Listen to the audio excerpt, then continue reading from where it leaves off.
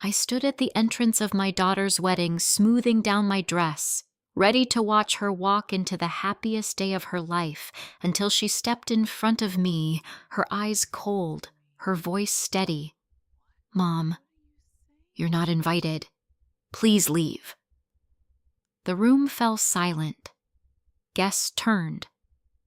I felt every stare like a knife in my chest.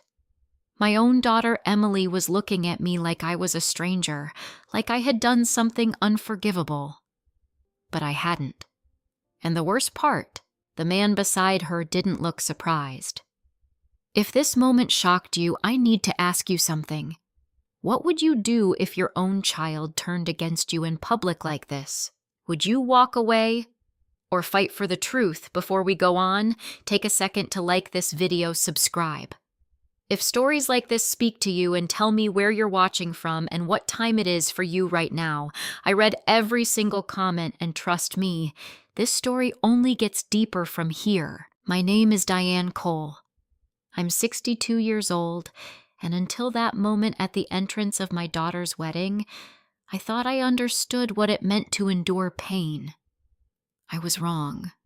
Because there's something uniquely devastating about being rejected by the one person you gave everything for, and not even knowing why. I wasn't always this woman standing alone in a parking lot trying to hold herself together in a dress chosen months in advance for a celebration that had just collapsed around me. Once I was simply a wife, a mother, a woman with a plan. My husband Thomas Cole used to say that I had a way of making things steady no matter how chaotic life got. He was the dreamer.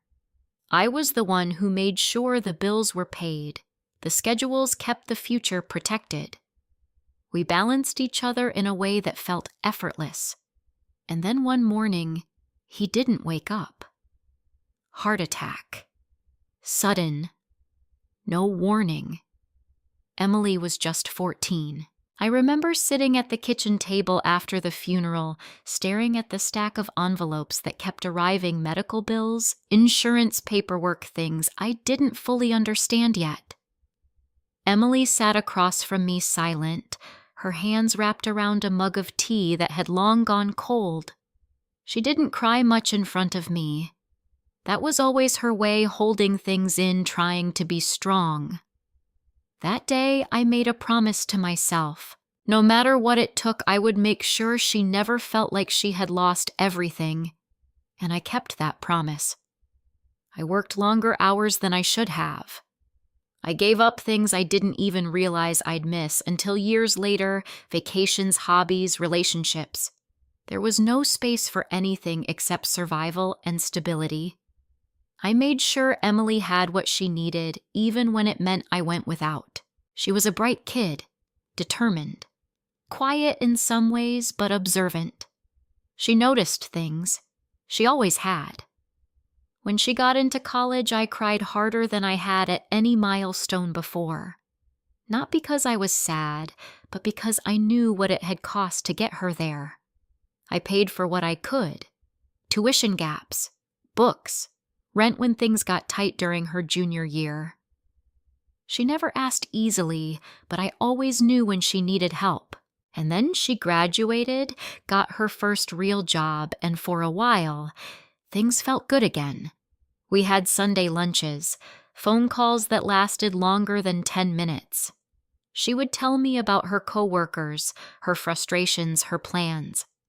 It wasn't perfect, we had our disagreements, but there was a foundation there, a connection I believed in. That's why when she told me about Nathan Whitmore, I tried to be open. She met him at a corporate networking event. He worked in finance, came from what she described as a very established family. That was her phrase. Not rich, not wealthy, established. The first time I met him, I understood what she meant. Nathan was polished in a way that felt practiced. Every word measured, every smile timed just right. He shook my hand firmly, looked me directly in the eye, and told me how much he admired Emily's intelligence and drive. It was the kind of introduction most mothers would have been relieved by, and maybe on the surface I was. But something about him didn't sit right with me. I couldn't explain it at the time. There was nothing obvious, no rude comments, no visible disrespect. If anything, he was overly courteous, the kind of polite that makes other people relax quickly. But I've lived long enough to know that not all charm is harmless. Still, I said nothing. Because Emily looked happy, that mattered more than my instincts. A few weeks later, I met his mother, Victoria Whitmore. And that's when the subtle discomfort started to take shape. Victoria was elegant in a way that felt effortless. The kind of woman who didn't need to raise her voice to command attention. She greeted me warmly, at least on the surface, but there was something underneath it. Something calculating. During dinner, she asked me questions about my work, my neighborhood, my background. Not in a curious way, but in a way that felt evaluative. At one point, she smiled and said, "It's always interesting to see where people come from. It tells you so much about how they approach life." It was a harmless sentence technically, but the way she said it made it feel like a conclusion, not an observation. I remember glancing at Emily, expecting her to notice the tone to maybe shift the conversation. She didn't. She just smiled and took a sip of her wine. I told myself I was being overly sensitive. That became a pattern. Little moments, small comments, things that didn't quite cross the line, but hovered close enough to make me uneasy. And every time I chose silence, because I didn't want to be the reason Emily felt torn between her life and me. Months passed, and then came the engagement. It happened faster than I expected, but not unusually fast. They had been dating for less than a year when Nathan proposed. Emily called me that night, her voice trembling with excitement. "He's everything I ever wanted, Mom," she said. I remember smiling into the phone, even as that quiet unease flickered again in the back of my mind. "Well," I told her gently, "what matters is how he treats you, not how perfect everything looks." There was a pause on the other end. "He treats me well," she said. "A little too quickly." I let it go, because love, especially at the beginning, doesn't respond well to doubt. But after that, things began to change. At first it was small. Our Sunday lunches became less frequent. "She's busy," I told myself. Then she started canceling at the last minute. "Work's been crazy," she would say. Her calls became shorter, less detailed, more careful. And then one afternoon, I noticed something that unsettled me more than anything else. I asked her a simple question, something about the wedding venue options she was considering. She answered, but the words didn't feel like hers. "It's important that everything aligns with the overall aesthetic and expectations of both families," she said. I remember going quiet for a second. Emily had never spoken like that before. Not to me, not about anything. It sounded rehearsed, like something she had heard and repeated. "Emily," I said slowly, "are you okay?" She laughed, but it didn't reach her eyes. "Of course I am, Mom. Why wouldn't I be? I wanted to push further, to ask what was really going on. But something in her tone stopped me, a subtle warning. So again, I stayed silent.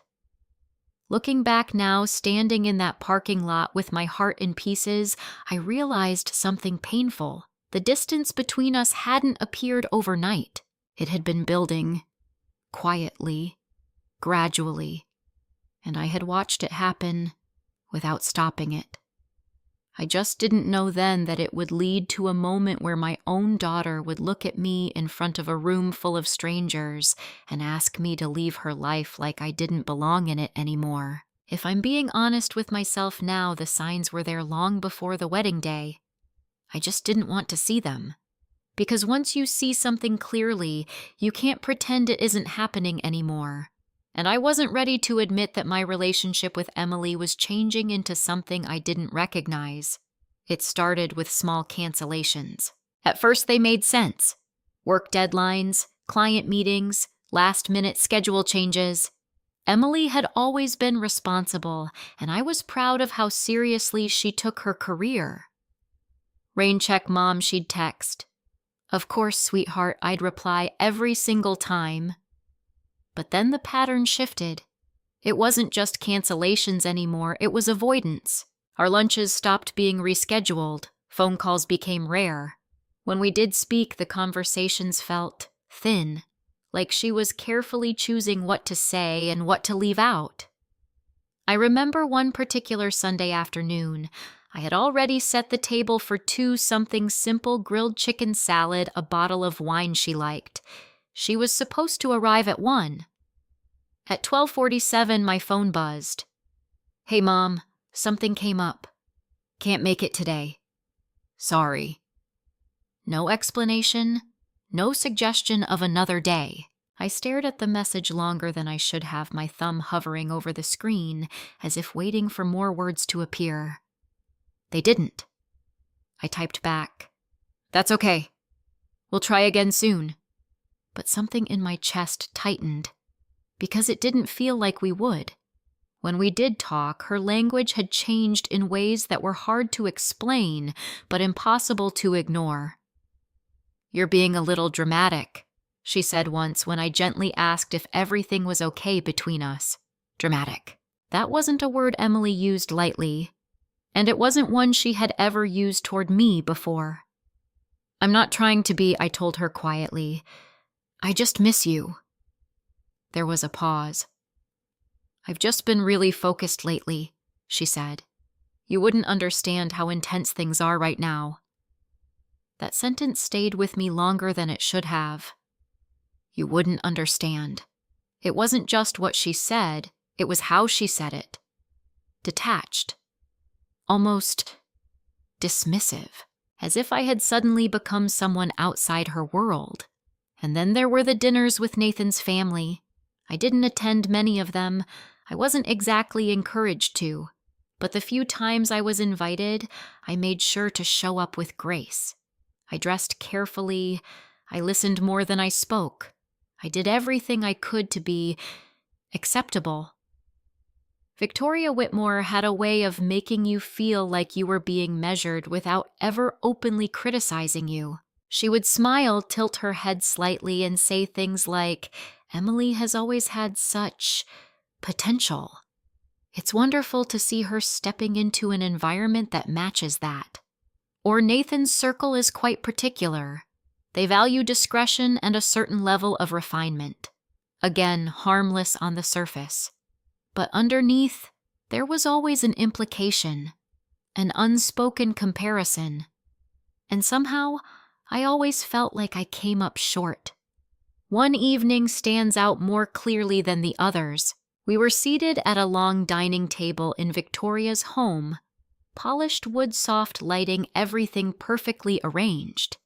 The kind of place where nothing is out of place, including the people. Nathan was discussing some investment deal with his father. Emily sat beside him, nodding along, occasionally adding a comment. She looked different. Not unhappy, but not entirely herself either. At one point, Victoria turned to me. "And what about you, Diane?" she asked. "How do you spend your time these days?" It was such a simple question, but the way she asked it made it feel like a test. "I work part-time now," I said, "and I keep busy at home. I like things simple." She smiled. "Yes," she said. "There's something very grounding about simplicity." I couldn't tell if it was a compliment or a quiet dismissal. Maybe it was both. I glanced at Emily again, just hoping that she might catch the tone, that she might shift the conversation even slightly. She didn't. She just smiled politely and reached for her glass. That was the moment I realized something had shifted more than I wanted to admit. It wasn't just that Emily was changing, It was that she was adjusting herself to fit into a world that didn't include me. Still, I said nothing, because I didn't want to be the reason she felt torn, because I told myself this was temporary, because I believed perhaps foolishly that our bond was strong enough to survive anything. And then there was the money. That part I never talked about. Not with Emily, not with anyone. After Thomas passed, I learned how to manage what little we had carefully. There wasn't excess, but there was stability. And over the years, I built something modest but secure. So when Emily needed help, I helped. Quietly. When her rent became overwhelming during her junior year of college, I covered it for 3 months. When she struggled between jobs, I transferred money without making it a conversation. When the wedding planning began, she insisted Nathan's family was handling most of it, that everything was taken care of. But I knew how expensive weddings could be, so I stepped in where I could. A deposit here, a vendor payment there, small things that added up but never in a way that demanded recognition. I didn't do it for credit. I did it because I was her mother, because I wanted her to have a beautiful day, because I believed I would be there to see it. And yet, as the months went on, I began to feel something I hadn't felt before in my relationship with Emily. Irrelevant. Like my presence in her life was being reduced. Not abruptly, not cruelly, but steadily. As if someone had decided I no longer fit into the version of her future they were building. One afternoon, I tried to bridge the distance. "Why don't you come over this weekend?" I asked her on the phone. "Just the two of us. Like we used to." There was a long pause. "I don't think that's a good idea right now," she said. I blinked, caught off guard. "Why not?" "It's just a lot going on, and I think we both need some space." Space. "From me, Emily," I said softly. "Did I do something to upset you?" "No," she replied quickly. Too quickly. "It's not about you," but everything in her tone said otherwise. After that call, I sat alone in my living room for a long time. Not crying, not yet. Just thinking. Trying to piece together what I might have done wrong. Trying to find the moment where things shifted so far that my own daughter felt the need to create distance from me. And the hardest part, I couldn't find it. There was no single argument, no dramatic fallout, no clear breaking point, just a slow, quiet unraveling. Looking back now, I understand something I didn't understand then. Distance doesn't always arrive loudly. Sometimes it creeps in quietly, while you're busy convincing yourself everything is fine. And by the time you realize how far apart you've become, you're already standing at the entrance of a wedding where you don't belong. The week before the wedding should have felt joyful. Busy may be a little chaotic, but joyful.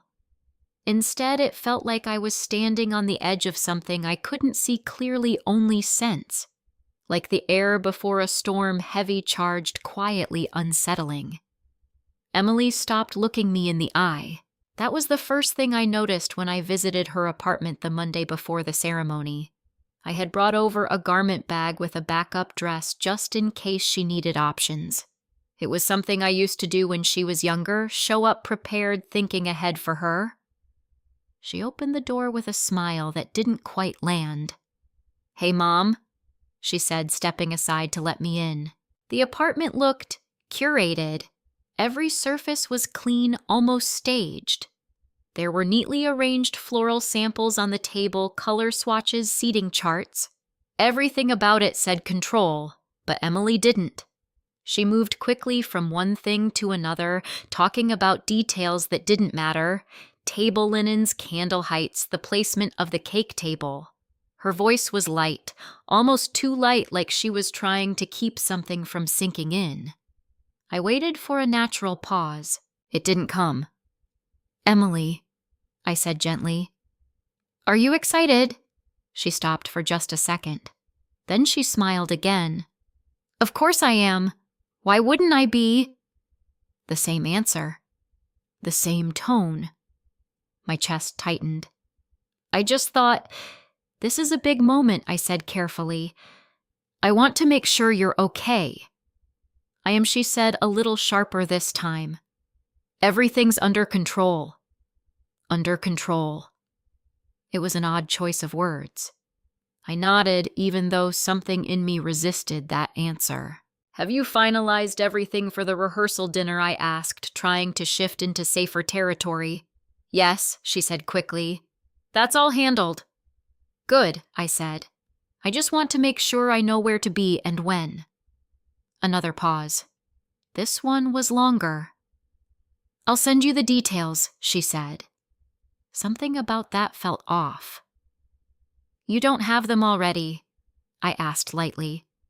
She shrugged, turning away to adjust a stack of papers. It's all been moving around. Last-minute changes. I watched her for a moment. Emily had always been organized. Even as a teenager, she kept color-coded binders, detailed schedules, backup plans for her backup plans. Okay, I said slowly. Just send me whatever you have. I will, she replied, but she didn't turn back around. I left not long after that. Not because I wanted to, but because I could feel it. The distance. The invisible wall that hadn't been there before. And for the first time, I didn't just feel uneasy. I felt excluded. Over the next few days, the inconsistencies started to stack up.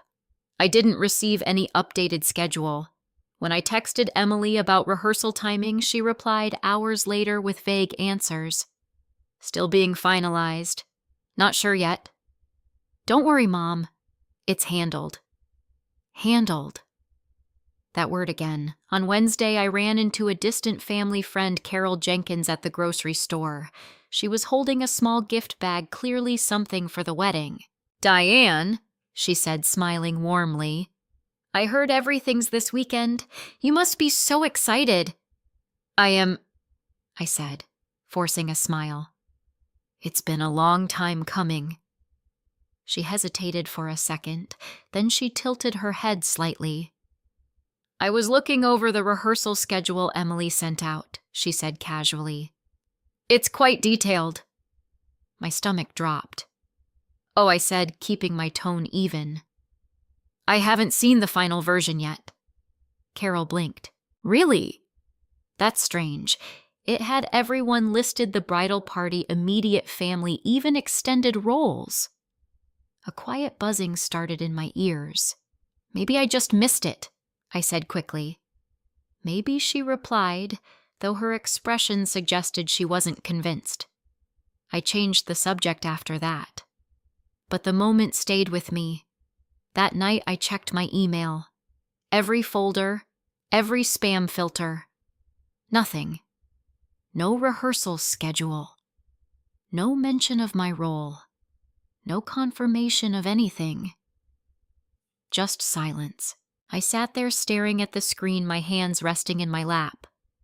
This wasn't an oversight. It couldn't be. Emily might have been distant, distracted, even defensive, but she wasn't careless. Not like this. Not about something so important. And yet, I still didn't confront her. Even now I struggle to explain why. Part of it was fear. Not fear of her, but fear of what the answer might be. Because asking directly would mean forcing the truth into the open. And I wasn't ready for that. So instead, I chose what I had been choosing for months. Silence. On Thursday, I received a call from a florist I had quietly helped pay a deposit to weeks earlier. Hi, Diane, the woman said. We just wanted to confirm the final delivery adjustments. Adjustments, I repeated. Yes, she said. We were told to update the staging and access list. Only authorized individuals will be present during setup. Authorized individuals. The phrase hit me like something heavy dropping into place. And who's on that list? I asked, my voice steady despite the rising tension in my chest. There was a brief pause. "I'm not sure I'm allowed to share that," she said gently. "But everything has been coordinated through the bride's side and the Whitmore family. Of course it had." "Thank you," I said, ending the call. I sat there for a long time after that, because now the feeling had shifted. This wasn't just confusion anymore. It was clarity, not complete clarity, but enough to understand one thing. Something was being arranged. Deliberately, carefully, and I was not part of it. Still, I told myself it might be a misunderstanding, that there was still a reasonable explanation, because the alternative was something I wasn't ready to accept. Friday came, the day before the wedding. I woke up earlier than usual, my mind already racing before my feet touched the floor. I checked my phone. No messages from Emily. No updates. Nothing. I stared at her name on my contact list for a long moment before finally typing, "Good morning, sweetheart. Just checking in. Let me know what time I should be there tomorrow." I hit send and waited. Hours passed. No response.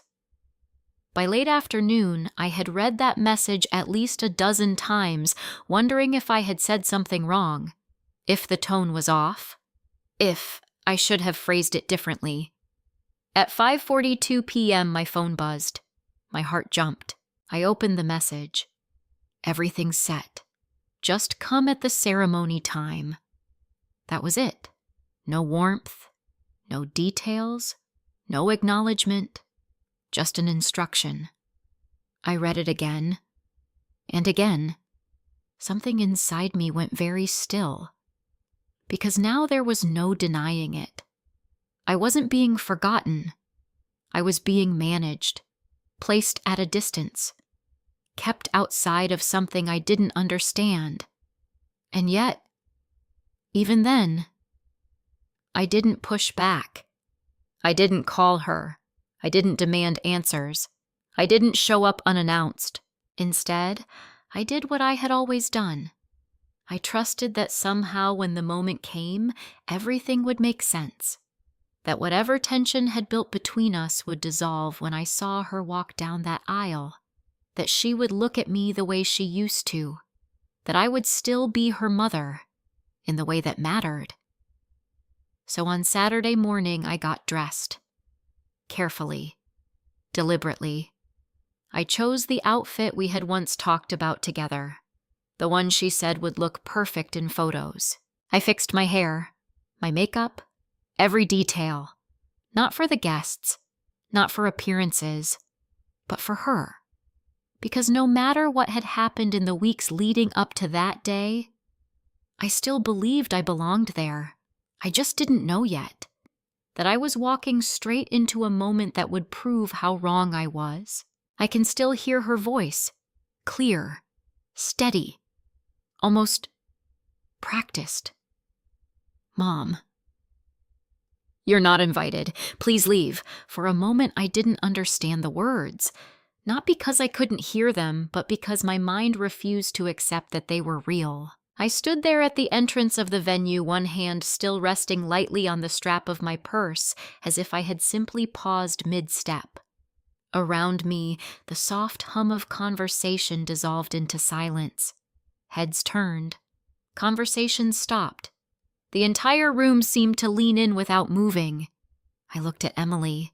Really looked at her. She was beautiful. Of course she was. The dress fit her perfectly, the delicate lace catching the light in a way that made her seem almost untouchable. Her hair was styled exactly the way she had once described to me, soft waves pinned back, simple and elegant. But her face? Her face was something I didn't recognize. There was no warmth in her eyes, no flicker of hesitation, just a kind of controlled distance that made my chest tighten. "Emily," I said, my voice quieter than I expected. "What are you talking about?" A few guests shifted uncomfortably nearby. I could feel their attention pressing in even though no one spoke. "You know what you did," she replied. The words landed harder than anything else. "Because I didn't."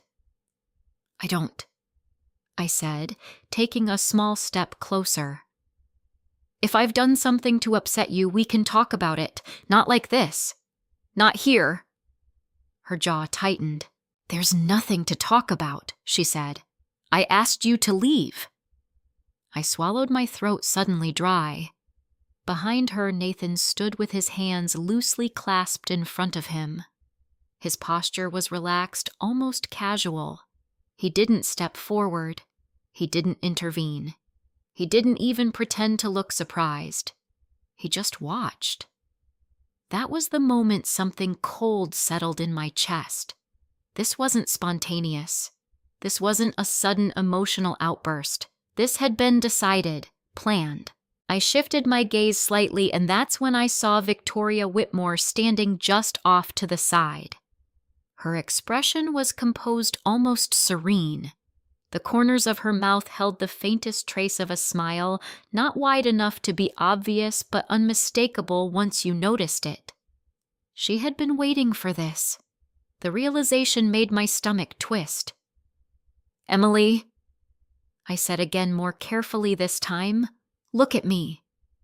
For a second she hesitated. Just a second. And in that brief flicker I saw it. The uncertainty. The fear.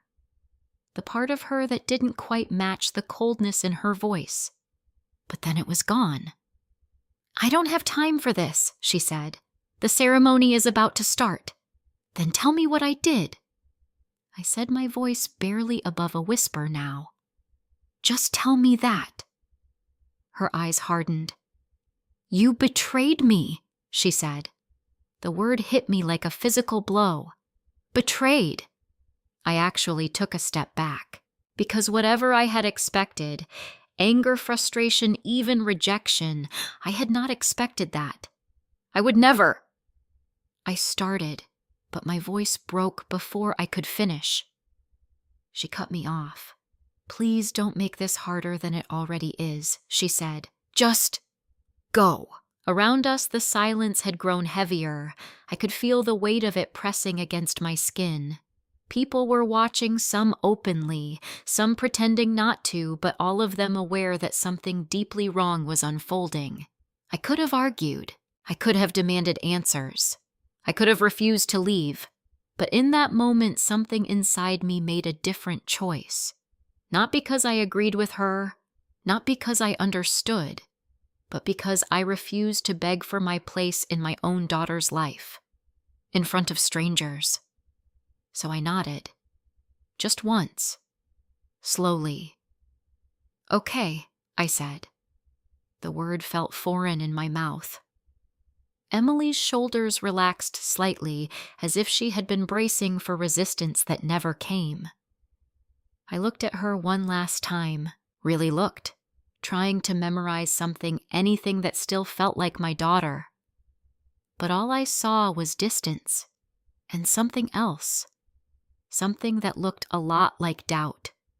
Then I turned around, and I walked out. I don't remember how I got to the parking lot. I remember the sound of my heels against the pavement. Too loud, too sharp, each step echoing in a way that made the whole moment feel unreal. I remember the sunlight, bright, indifferent, completely out of sync with what had just happened. And then I remember reaching my car. That's when it hit me. Not all at once, but in waves. My hands started shaking as I fumbled with my keys. I dropped them once, then again, my fingers suddenly clumsy in a way they had never been before. When I finally got the door open, I sat down without closing it. Just sat there, staring straight ahead. My chest felt tight, like something was pressing down on it, making it hard to breathe. "You betrayed me." The words echoed in my mind over and over again. What did that even mean?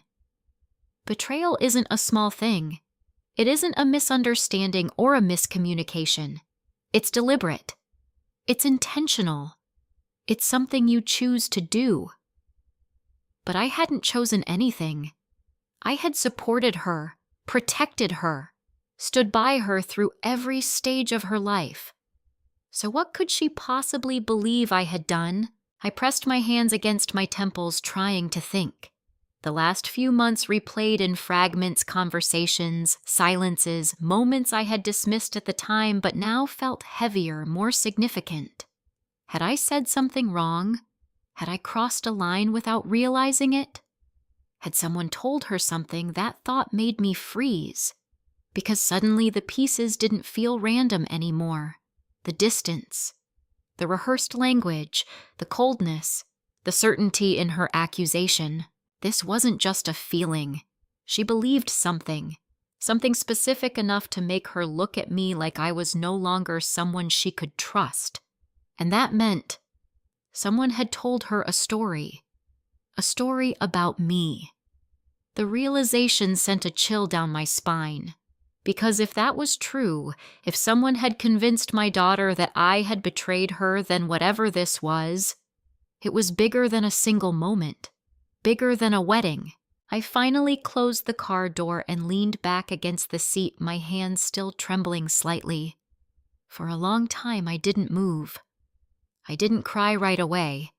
That came later. At first, there was just disbelief. A quiet, hollow kind of shock that made everything feel distant and unreal. People walked past in the distance laughing, talking, completely unaware that just a few feet away someone's entire world had just shifted. Eventually, I reached for my phone. I stared at Emily's name on the screen. My thumb hovered over it. I could call her, demand an explanation, force her to tell me what she thought I had done. But something stopped me. Not pride, not anger. Something else. Instinct. Because whatever she believed, it was strong enough to make her do this. Publicly. Deliberately. And calling her right now wouldn't change that. It would only give her another chance to push me away. So instead, I did something I hadn't expected. I lowered the phone. And I sat there. Thinking, not about what I felt, but about what I knew. Because for the first time since this all began, I wasn't just hurt. I was certain of one thing. I had not betrayed my daughter, which meant someone else had. I don't know how long I sat in that car. Time felt strange, stretched and blurred, like it had lost its usual shape. At some point, the noise from the venue faded into the background, replaced by a dull ringing in my ears that wouldn't quite go away. I kept hearing her voice. You betrayed me. The certainty in it. The finality. Emily hadn't been confused. She hadn't been unsure. She had believed it, and that was what terrified me the most. Not the humiliation, not the rejection, but the fact that somewhere, somehow my daughter had come to see me as someone capable of hurting her like that. My phone rang. The sound startled me so sharply that I nearly dropped it. For a second, I just stared at the screen, my heart pounding in my chest. It wasn't Emily. It was Lauren Hayes. I blinked, trying to steady myself. Lauren had been Emily's closest friend since college. I'd always liked her. She was grounded, warm, the kind of person who noticed when something wasn't right. I hesitated before answering. Then I pressed the button. Hello? Diane Lauren's voice came through quickly, lower than usual, like she was trying not to be overheard. Are you okay? The question almost broke something in me. I exhaled slowly, forcing myself to stay composed. I'm not sure. Do you know what just happened? There was a pause on the other end. Yes, she said quietly. I heard. I closed my eyes for a moment. Then maybe you can explain it to me, I said, my voice tightening despite my effort to keep it steady. Because I have no idea what she thinks I did. Another pause. longer this time. Diane Lauren said carefully, "This isn't something I should be saying over the phone." My grip on the phone tightened. "What do you mean?" I asked. "I mean, there's a lot going on," she replied. "And Emily, she's not thinking clearly right now. She's been under a lot of pressure." Pressure, the word landed heavily. From who I asked, even though I already had a feeling I knew the answer. Lauren hesitated again. "I can't say everything," she admitted. "Not like this. But I need you to listen to me." "I'm listening." "Don't leave," she said. I frowned slightly. "What, don't go home?" "Not yet," she repeated. "Stay nearby. Please." A chill ran through me. "Lauren," I said slowly, "what aren't you telling me?" She exhaled, sounding frustrated with herself. "Emily believes something about you, something serious, and it didn't come out of nowhere." My heart sank. "I figured that much," I said quietly. "What does she think I did?" "I can't explain it properly over the phone," Lauren said again. "But it's not good, Diane. And she's been shown things. Things that look real. Things that look real." I sat up straighter in my seat, my mind sharpening despite the exhaustion that had settled into my bones. "Look real," I repeated. "Yes," Lauren said. "That's why this is so complicated." A slow, cold understanding began to form. "Lauren," I said carefully, "are you telling me someone showed her proof of something I supposedly did?" Another pause. Then quietly, "Yes," I felt something inside me shift. Not break. Not collapse. Shift. Because this was something I could understand. Misunderstanding could be explained. But evidence. Evidence meant intention. It meant someone had gone out of their way to create a version of me that Emily would believe. And that changed everything. "Who showed her?" I asked. "I don't know for sure," Lauren said quickly. "Or at least, I can't prove it, but I have suspicions." "Tell me." "I will," she said. "Just not like this. Can you meet me?" I glanced around the parking lot, suddenly aware of how exposed I felt sitting there, where I asked. "There's a small cafe about 10 minutes from the venue," she said. "You know the one on Maple Street?" "I think so." "I'll be there in 30 minutes, she said. "Can you make it?" I looked down at my hands. They were still shaking slightly, but not as badly as before. "Yes," I said. "Good," Lauren replied. "And Diane?" "Yes, please. Just trust me on this. Something isn't right." "And Emily, she's in deeper than she realizes." The line went quiet after that. I lowered the phone slowly, my thoughts racing. Something isn't right. Emily's been shown things. Don't leave. Each piece added weight to the growing realization that this situation was far more serious than I had initially understood. This wasn't just about a misunderstanding between a mother and daughter. This was something constructed, something deliberate. I finally stepped out of the car and closed the door behind me, the sound echoing in the quiet space around me.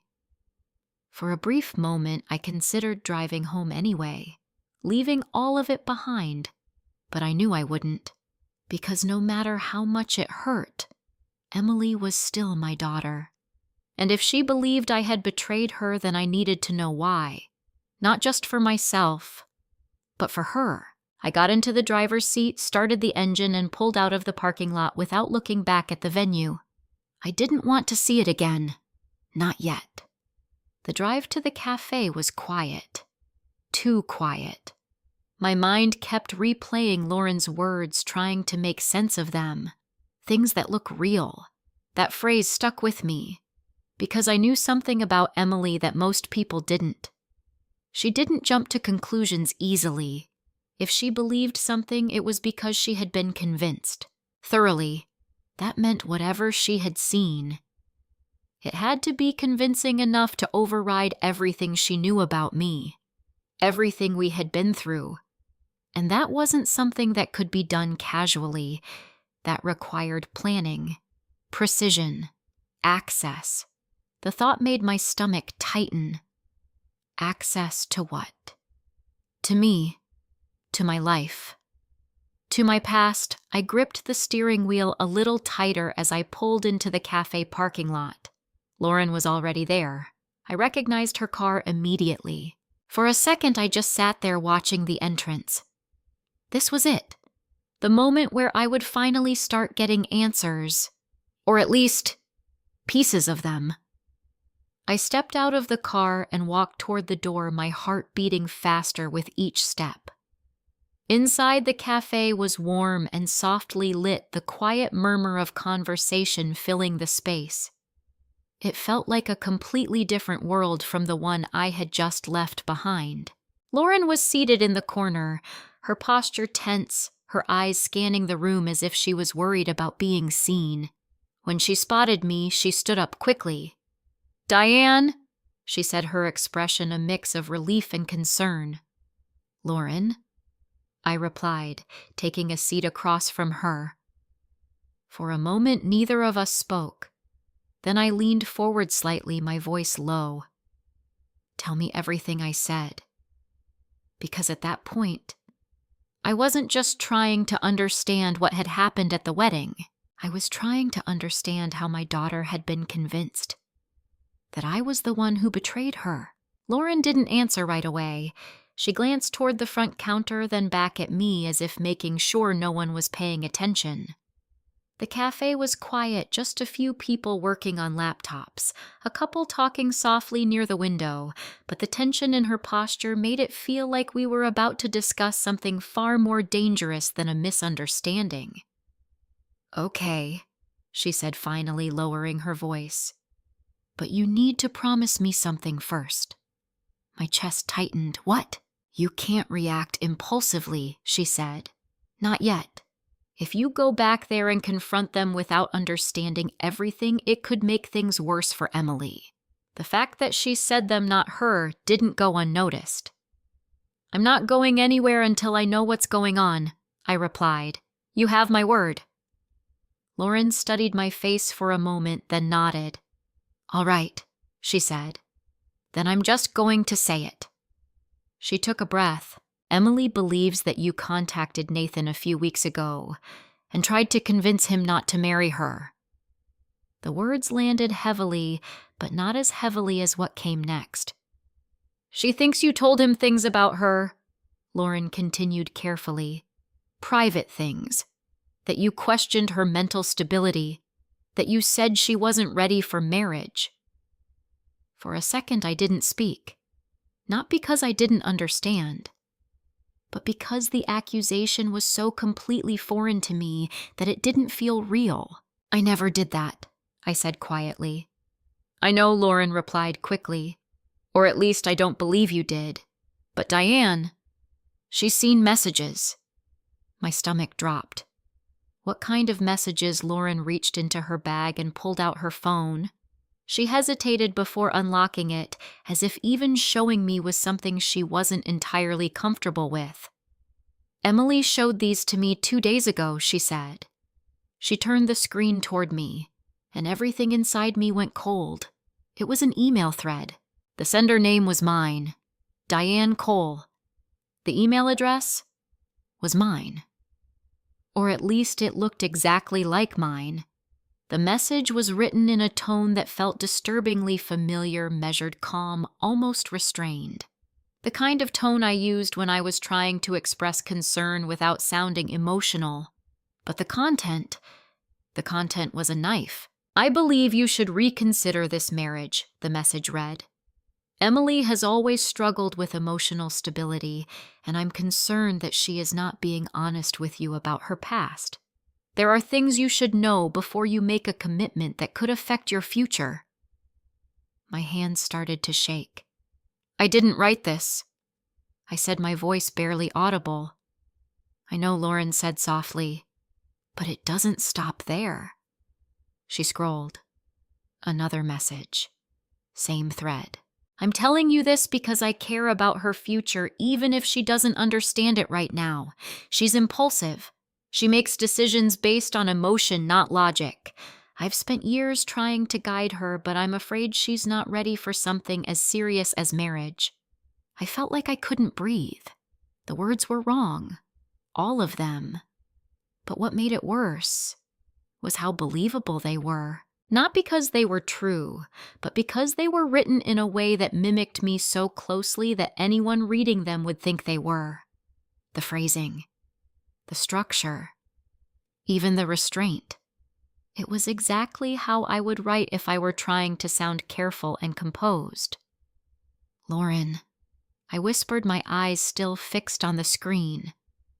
Who else has seen this? Emily showed them to Nathan first, she said. Then he showed them to his parents. After that, it spread. Spread! I repeated, my voice tightening. Not publicly, she clarified quickly, but within their circle. Enough to reinforce the narrative. Narrative. The word made something click in my mind. This wasn't just shown to her, I said slowly. It was used. Lauren nodded. Yes, I leaned back in my chair, my hands pressing flat against the table as I tried to steady myself.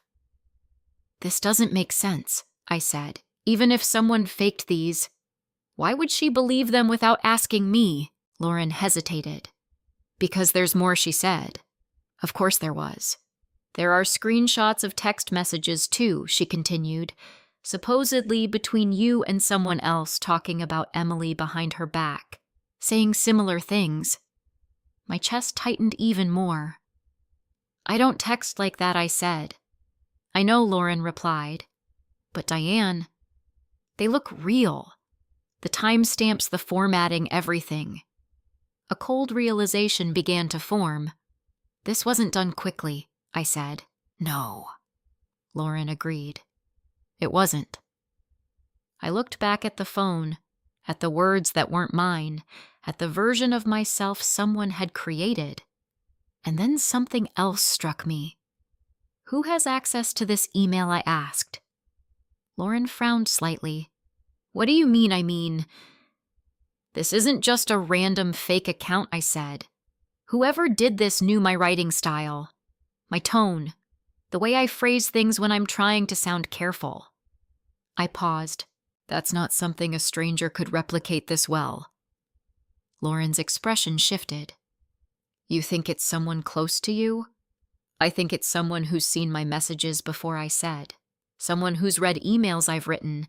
Someone who understands how I communicate.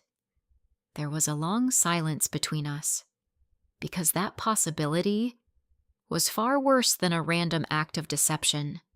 It meant proximity, access, trust used as a weapon. Lauren, I said slowly, who else knew about these messages before the wedding? She exhaled. Emily told Sophie Bennett, she said. She's one of the bridesmaids. They've gotten really close over the past few months. Sophie, I repeated. Yes, Lauren said. And from what I can tell, she was one of the people encouraging Emily to distance herself from you. That made my stomach twist. Encouraging how she kept saying things like, you don't need that kind of negativity in your life, Lauren explained. If your own mother is trying to sabotage your relationship, that's not someone you can trust. I closed my eyes for a moment. Of course. Reinforcement. The messages alone might have planted doubt, but doubt needs support to grow into certainty, and someone had provided that. So Emily saw these messages, I said, thinking out loud, and instead of questioning them, she had someone confirming that they must be true. Lauren nodded. Yes. I opened my eyes again, my thoughts moving faster now. This wasn't just about making her angry, I said.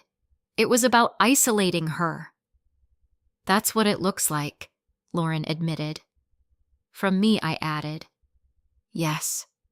The word hung between us. Heavy. Final. I leaned forward slightly, my voice lower now, more focused. Lauren, I said, what about Nathan? Her expression tightened. What about him? Did he ever question the messages I asked? Did he ever suggest verifying them? Talking to me directly. Lauren hesitated. No, she said finally. From what I saw. He accepted them immediately. Of course he did. That was the moment something shifted inside me again. Not just suspicion. Not just confusion. Understanding. Because if Nathan had been shown messages that painted me as someone trying to sabotage the relationship, and he didn't question them, then either he was incredibly naive, or he already wanted to believe them. And if he wanted to believe them, then he had something to gain. I sat back again, my mind racing. Lauren, I said quietly, this wasn't just about turning Emily against me. She looked at me carefully. What do you mean? It was about removing me, I said. From what? I held her gaze. From her life, I said. From her decisions. From anything that might interfere with whatever comes next. Lauren didn't respond right away, but the look on her face told me she was starting to see it too, and for the first time since this all began, the pain in my chest was no longer the only thing I felt, because underneath it, something else was forming, something sharper, clearer. This wasn't just betrayal, it was strategy. And whoever had created those messages had made one critical mistake. They had assumed I would walk away quietly. They had assumed I would accept the role they had written for me. They were wrong, because now that I understood what had been done, I wasn't just a mother trying to mend a broken relationship. I was someone who had been framed, and I was going to find out exactly who had done it. For a long moment after Lauren finished speaking, neither of us said anything. The cafe noise faded again into the background, replaced by a quiet intensity that settled between us like something solid. I stared at the phone still lying on the table, the fabricated messages glowing faintly on the screen. They weren't just lies. They were designed lies, carefully shaped, strategically worded. Built to sound like me, just enough truth in the tone to make the falsehoods believable. That's not all, is it? I said finally. Lauren hesitated. No, she admitted. I exhaled slowly. Then tell me the rest. She shifted slightly in her seat, lowering her voice even further. I didn't think much of it at first, she said, but over the past few months, Nathan's been asking a lot of questions, not just about Emily, but about her finances, her family situation. My chest tightened. What kind of questions? Subtle ones, Lauren said. At least at first. Like whether Emily had student debt, what kind of savings she had, things like that. That's not unusual, I said, though. Something in me already knew where this was going. No, Lauren agreed, but then it got more specific. She paused as if choosing her words carefully. He asked Sophie once when Emily wasn't around whether Emily had any kind of inheritance, whether there was property involved, something about a house. The air in my lungs felt suddenly too thin. My house, I said quietly. Lauren nodded. I think so. For a moment, I didn't move, didn't speak, because everything I had been trying not to see was beginning to align in a way that was impossible to ignore.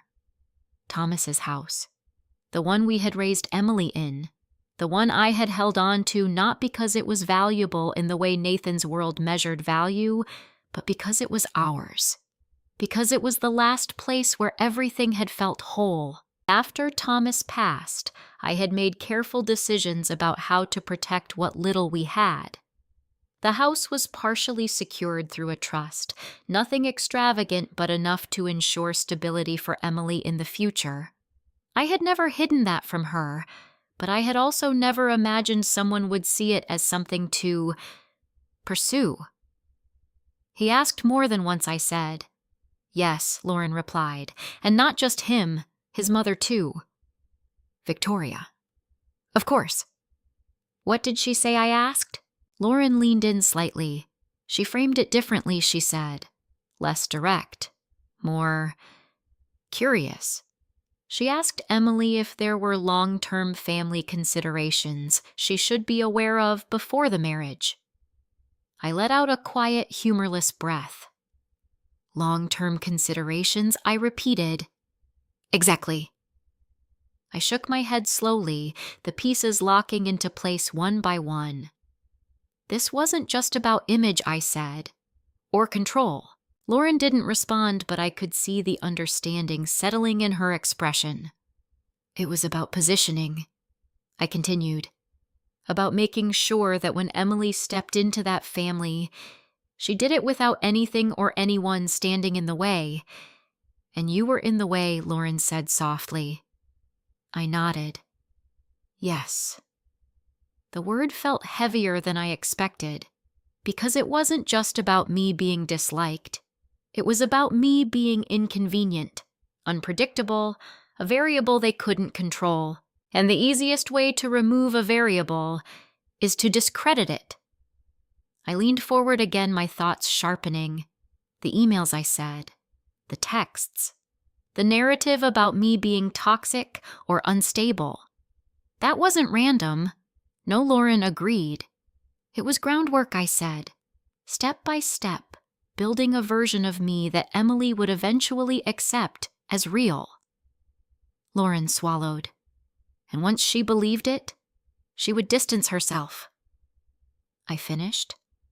And rely more on them, Lauren added. Exactly. A slow, deliberate isolation. I sat back again, my hands folding tightly in my lap. For a brief moment, the anger rose sharp, immediate, almost overwhelming, not just because of what had been done to me, but because of what had been done to Emily. Because she hadn't just been lied to. She had been shaped, guided, conditioned to doubt the one person who had always been in her corner. That's why the timing matters, I said suddenly.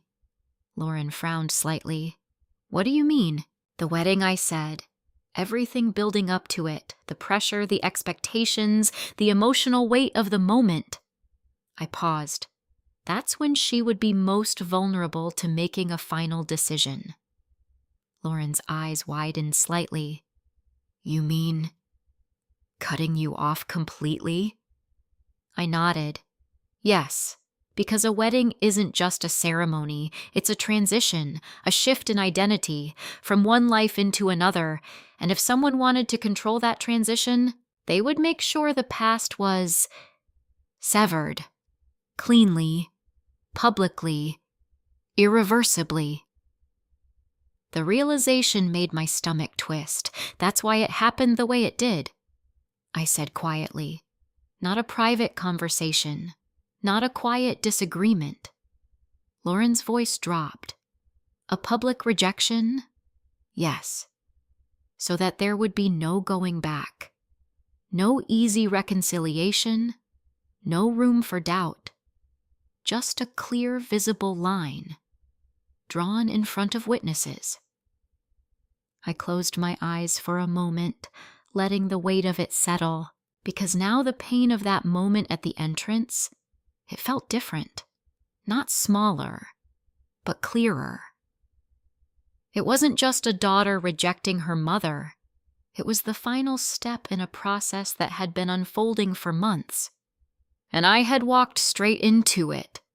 I need to see the rest, I said suddenly. Lauren blinked. The rest of what?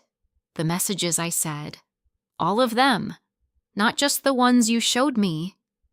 She hesitated. I don't have everything, she admitted. Emily didn't send them to me. She just showed me a few. That's enough, I said. For now. I reached into my purse and pulled out my own phone. Lauren watched me carefully. What are you doing? I'm thinking, I said, because now that I had seen the messages, really seen them, something else had started to bother me. Not just what they said, but how they were constructed. Lauren, I said slowly when Emily showed you those messages, did you notice anything about the timestamps? She frowned. Not really. Why? Because if those emails were actually sent from my account, I said there would be a record. On my end. In my sent folder. Lauren's eyes sharpened. And there isn't. I shook my head. No. Then they're fake, she said. Yes, I replied. But not just fake. I looked up at her. They're constructed. What's the difference? The difference, I said, is that a simple fake would be easy to dismiss. But this... I tapped lightly on the phone screen where the messages still lingered. This was built to withstand scrutiny. Lauren went quiet, because she understood what that meant. This wasn't someone acting impulsively. I continued. This was someone who planned this. Someone who knew exactly what they were doing. And someone who had access, Lauren added. Yes, access to my writing. Access to Emily's trust. Access to the narrative. I leaned back again, my mind moving faster now than it had since the moment this all began. This isn't just about proving I didn't write those messages I said. Then what is it about I met her gaze? It's about proving who did. Because until now, everything had been built on assumption, suspicion, circumstantial understanding. But if I wanted Emily to truly see the truth, if I wanted to break through whatever had been built in her mind, I needed more than denial. I needed proof, real proof. Lauren watched me for a moment, then nodded slowly. So what do we do? She asked. I took a breath. And for the first time since I had been turned away at that door, I felt something steady beneath the chaos. We find out where those messages came from, I said, and how are we supposed to do that? I paused, because the answer wasn't simple, but it was clear. I'm going to call someone, I said, a man who helped my husband once I replied, years ago, when there was a fraud issue at his company. Lauren's expression shifted. You trust him? Yes, I said without hesitation. More than anyone else I can think of right now. And you think he can help? I nodded. I think I said slowly, he can tell us things that no one else can. Because this situation, it wasn't just emotional anymore. It wasn't just personal. It had crossed into something else entirely, something calculated, something deliberate. And if someone had gone this far to construct a lie, then I was going to go just as far. I stepped outside the cafe to make the call. The late afternoon air felt cooler than it should have, or maybe it was just the shift inside me, something steadier replacing the chaos that had been driving my thoughts since the moment Emily turned me away. For the first time that day, I wasn't just reacting. I was choosing what came next. I scrolled through my contacts until I found the name I hadn't touched in years, Marcus Hale. The last time I spoke to him was after Thomas passed. Back then, Marcus had helped my husband quietly untangle a financial fraud issue at his company. Nothing public, nothing dramatic, but complicated enough that it required someone who understood how deception worked beneath the surface. He had been calm, precise, unemotional in the way that made you feel safe. I pressed call. It rang twice, 3 times. Then Marcus Hale. His voice was exactly the same. steady, controlled.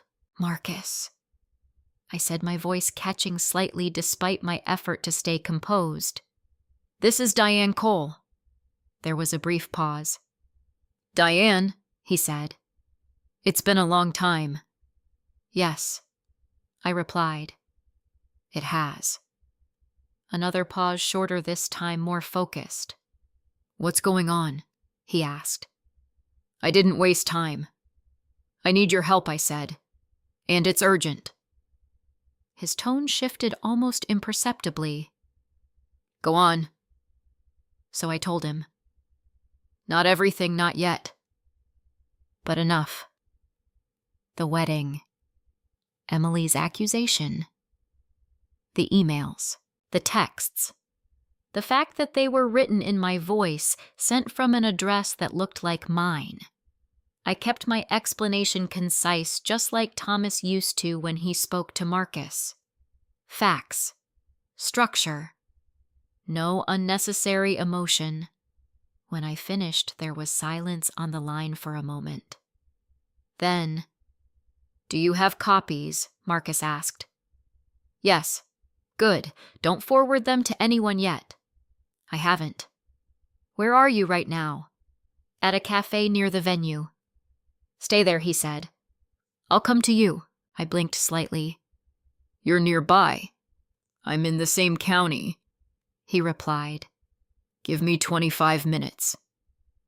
Then the line went dead. I stood there for a moment staring at the phone. 25 minutes.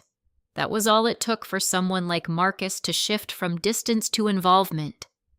I went back inside. Lauren looked up immediately. Well, she asked. He's coming, I said. Her eyebrows lifted. That fast? Yes. She leaned back slightly, studying me. You trust him that much? I trust what he does, I replied. That seemed to satisfy her for now. We didn't talk much while we waited.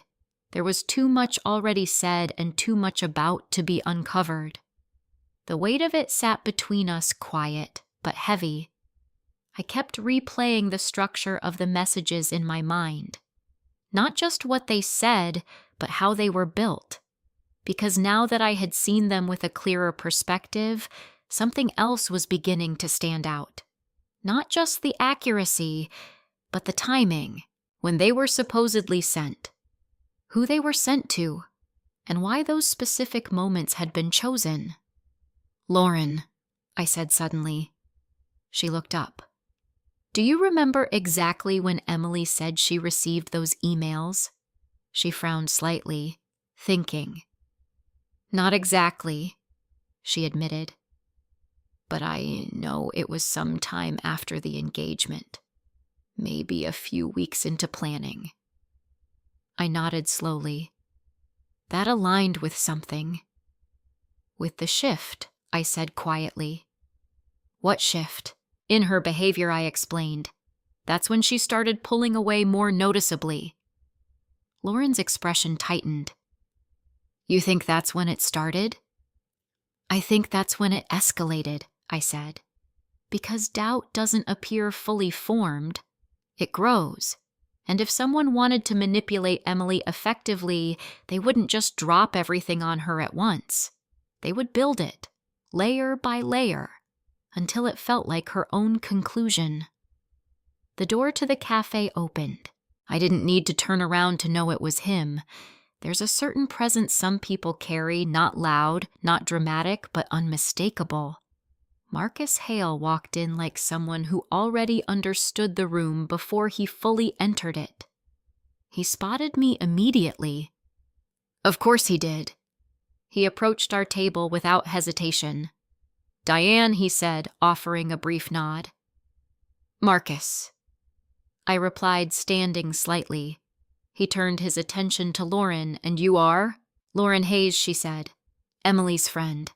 He acknowledged her with a small nod, then sat down. Show me, he said simply. No small talk, no wasted time.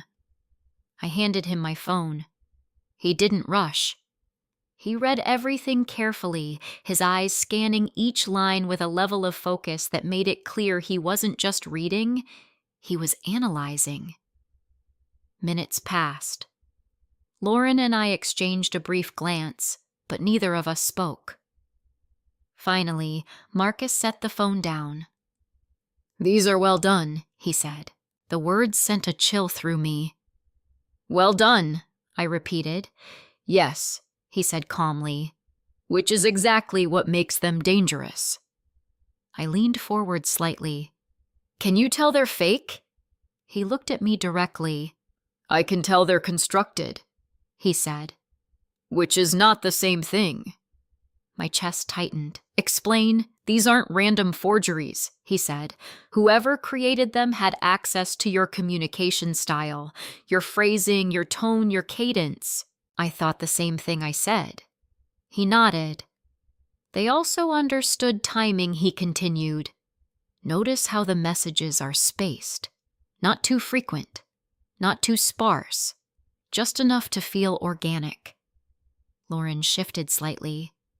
"So, this wasn't just someone copying her," No Marcus said. "This was someone studying her." The word landed heavily. Studying. "And the email address," I asked. He glanced back at the phone. "It's not yours," he said, "but it's close enough to pass at a glance." "A spoof." "More likely a clone," he replied. "A variation designed to look identical unless examined closely." I felt my hands tighten in my lap. So someone created an entire identity as me. "Yes, and used it to manipulate my daughter." "Yes." The simplicity of his answers made them feel even heavier. Lauren leaned forward. "Can you trace it?" she asked. Marcus paused. "Possibly," he said. "But it depends on how careful they were." "They were careful," I said. He looked at me. "Yes," he said. "They were." There was a brief silence. Then I asked the question that had been building in my mind since I first saw the messages. "Do you think it was Nathan?" Marcus didn't answer immediately. Instead, he asked, "What does he gain?" I didn't hesitate. "Control," I said, "over Emily, over her decisions, over her distance from me." "And financially?" Marcus asked. Lauren spoke this time. "He's been asking about her inheritance," she said, "her house, her trust." Marcus's expression didn't change, but something in his eyes sharpened. "That's relevant," he said. "Very," I replied. He leaned back slightly in his chair. "This isn't just emotional manipulation," he said. "It's strategic." The word echoed in my mind. Strategic. "I know," I said quietly. He studied me for a moment. "Then you also know this didn't happen overnight."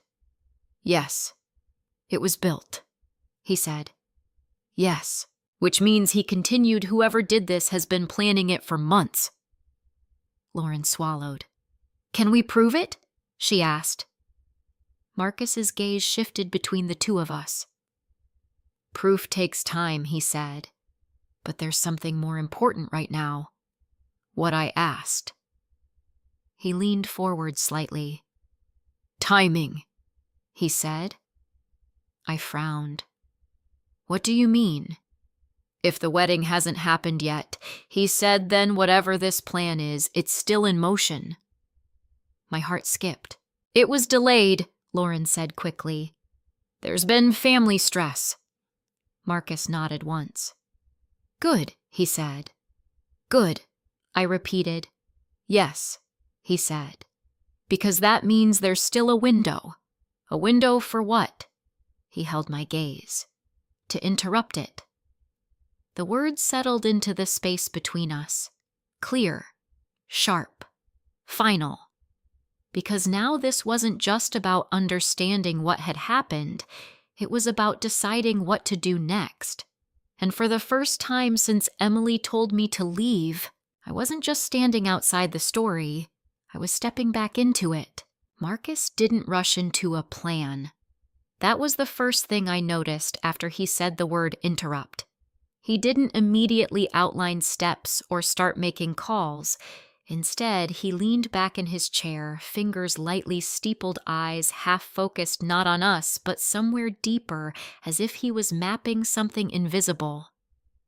Before we do anything, he said we need clarity on roles. Lauren frowned slightly. Roles? Yes, Marcus replied calmly. In any constructed situation like this, there are usually 3 types of participants: the architect, the facilitator, and the believer. I felt my attention sharpen. And you think all 3 are involved here? I asked. I don't think, he said. I see evidence of it. Lauren leaned forward. Okay. So who's who? Marcus didn't answer directly. Instead, he picked up my phone again and tapped lightly on the screen. These messages, he said, were not created impulsively. They required planning, access, and intent. That points to an architect. Nathan, I said quietly. Marcus didn't confirm it, but he didn't deny it either. Now he continued, these messages also had to be delivered, reinforced, and normalized. That requires someone in close proximity to the target, someone trusted, Sophie Lauren said immediately. Marcus glanced at her. That's a reasonable assumption, he said. Lauren's jaw tightened. She's been around Emily constantly these past few months, she added. Helping with planning, staying late, always there when Emily needed someone to talk to. Then she fits the profile of a facilitator, Marcus said. I felt something heavy settle in my chest, because that left only one role. The believer, I said. Marcus looked at me. Yes. Emily. My daughter. The words sat there between us, unspoken but undeniable. She didn't just accept it, Lauren said quietly. She built her decisions around it. That's how effective manipulation works, Marcus replied. You don't force belief. You guide it until it feels like their own conclusion. I closed my eyes briefly, because that was exactly what had happened. Emily hadn't been coerced. She had been convinced, and that made it so much harder to break. So what do we do? Lauren asked. Marcus's gaze shifted back to me. We don't confront the architect first, he said. Why not, I asked. Because he's prepared, Marcus replied. If he's responsible for this, he's already built contingencies, denial strategies, alternative explanations. That sounds exactly like him, Lauren muttered. Marcus nodded slightly. Instead, he continued, We go to the believer. Emily. My chest tightened. She won't listen to me, I said. Not right now. She won't listen to denial, Marcus corrected. But she may respond to disruption. I frowned slightly. Disruption? Yes, he said. Something that doesn't fit the narrative she's been given. Lauren leaned in. Like what Marcus tapped the phone again. These messages are strong, he said, but they're not perfect. I felt a flicker of something. Because they're constructed, I said. Yes, he replied. And anything constructed has seams, Lauren repeated. Lauren. Points where the illusion doesn't fully hold, Marcus explained. Details that don't align under pressure. My mind immediately started turning. The timestamps, I said. Marcus nodded. That's one possibility. And the email origin, I added. Another, he said. Lauren looked between us. Okay, but Emily's not going to sit down and analyze metadata with us, she said. No, Marcus agreed. But she doesn't have to. Then what does she need? Marcus leaned forward slightly. She needs to feel doubt, he said. The simplicity of it made it land even harder. Right now, he continued, She believes she understands what happened. That certainty is what's holding everything together. And we break that, I asked. Yes, he said. Not with arguments. With contradiction. I took a breath. How Marcus looked at me directly, by showing her something she cannot reconcile with what she believes. Lauren frowned, like what I didn't answer right away, because something had just surfaced in my mind. Something small, but important. There's no record, I said slowly. Marcus's expression shifted slightly. Of what? Of those emails being sent from my account. I explained. If I had written them, they would be in my sent folder. Archived. Stored somewhere. Marcus nodded. Correct. They're not, I said. Lauren blinked. Wait. So you can prove they never came from your account? I can prove they're not in my account, I said. Which raises a question. What question? Lauren asked. I looked at her. If they weren't sent from me, then where did they come from? Lauren's eyes widened slightly. Oh, yes, Marcus said quietly. That's a disruption, because it wasn't just denial. It was a gap, a hole in the story Emily believed. And once someone sees a gap, they can't unsee it. But will that be enough? Lauren asked. Marcus considered that for a moment. No, he said, but it's a start. I leaned back slightly, my mind racing again, but this time with purpose. So we show her the gap, I said. Yes, Marcus replied. And then what? Then we apply pressure, he said. Pressure? How? By introducing more inconsistencies, he explained. Carefully. Gradually, until the narrative begins to collapse under its own weight. Lauren shook her head slightly. This is insane, she murmured. It's like psychological chess. Marcus didn't react. That's exactly what it is, he said. I sat there for a moment absorbing everything, because this wasn't just about proving the truth anymore. It was about undoing something that had been built with precision, and that meant I had to be just as precise. Okay, I said finally. Then we start with Emily. Marcus nodded. Yes. Lauren looked at me. Are you ready for that? She asked softly. I thought about that, about seeing my daughter again, about looking into her eyes after what had happened at the entrance. About the possibility that she might still reject me, still believe the worst, still choose them over me. The thought hurt, deeply, but it didn't stop me, because something had changed. Before I had been trying to understand. Now, I knew what I was up against. I don't have a choice, I said quietly. Marcus's gaze held mine for a moment. Actually, he said you do. I frowned slightly. What do you mean? You could walk away, he said. Accept the situation. Protect yourself. I let out a slow breath. And leave her in that? I asked. He didn't answer. He didn't need to, because we both knew the answer. No, I said. I'm not walking away. Lauren reached out and placed her hand lightly over mine. Then we do this together, she said. I nodded. Yes. Marcus stood. I'll need copies of everything you have, he said, and I'll start tracing what I can. I stood as well. And I'll talk to Emily, I said. Not yet, he replied. I paused. Why? Because timing matters, he said. If you approach her too soon while she's still anchored in the current narrative, she'll reject anything that challenges it. So when I asked, he glanced at Lauren. When she's already unsettled, he said. Lauren nodded slowly.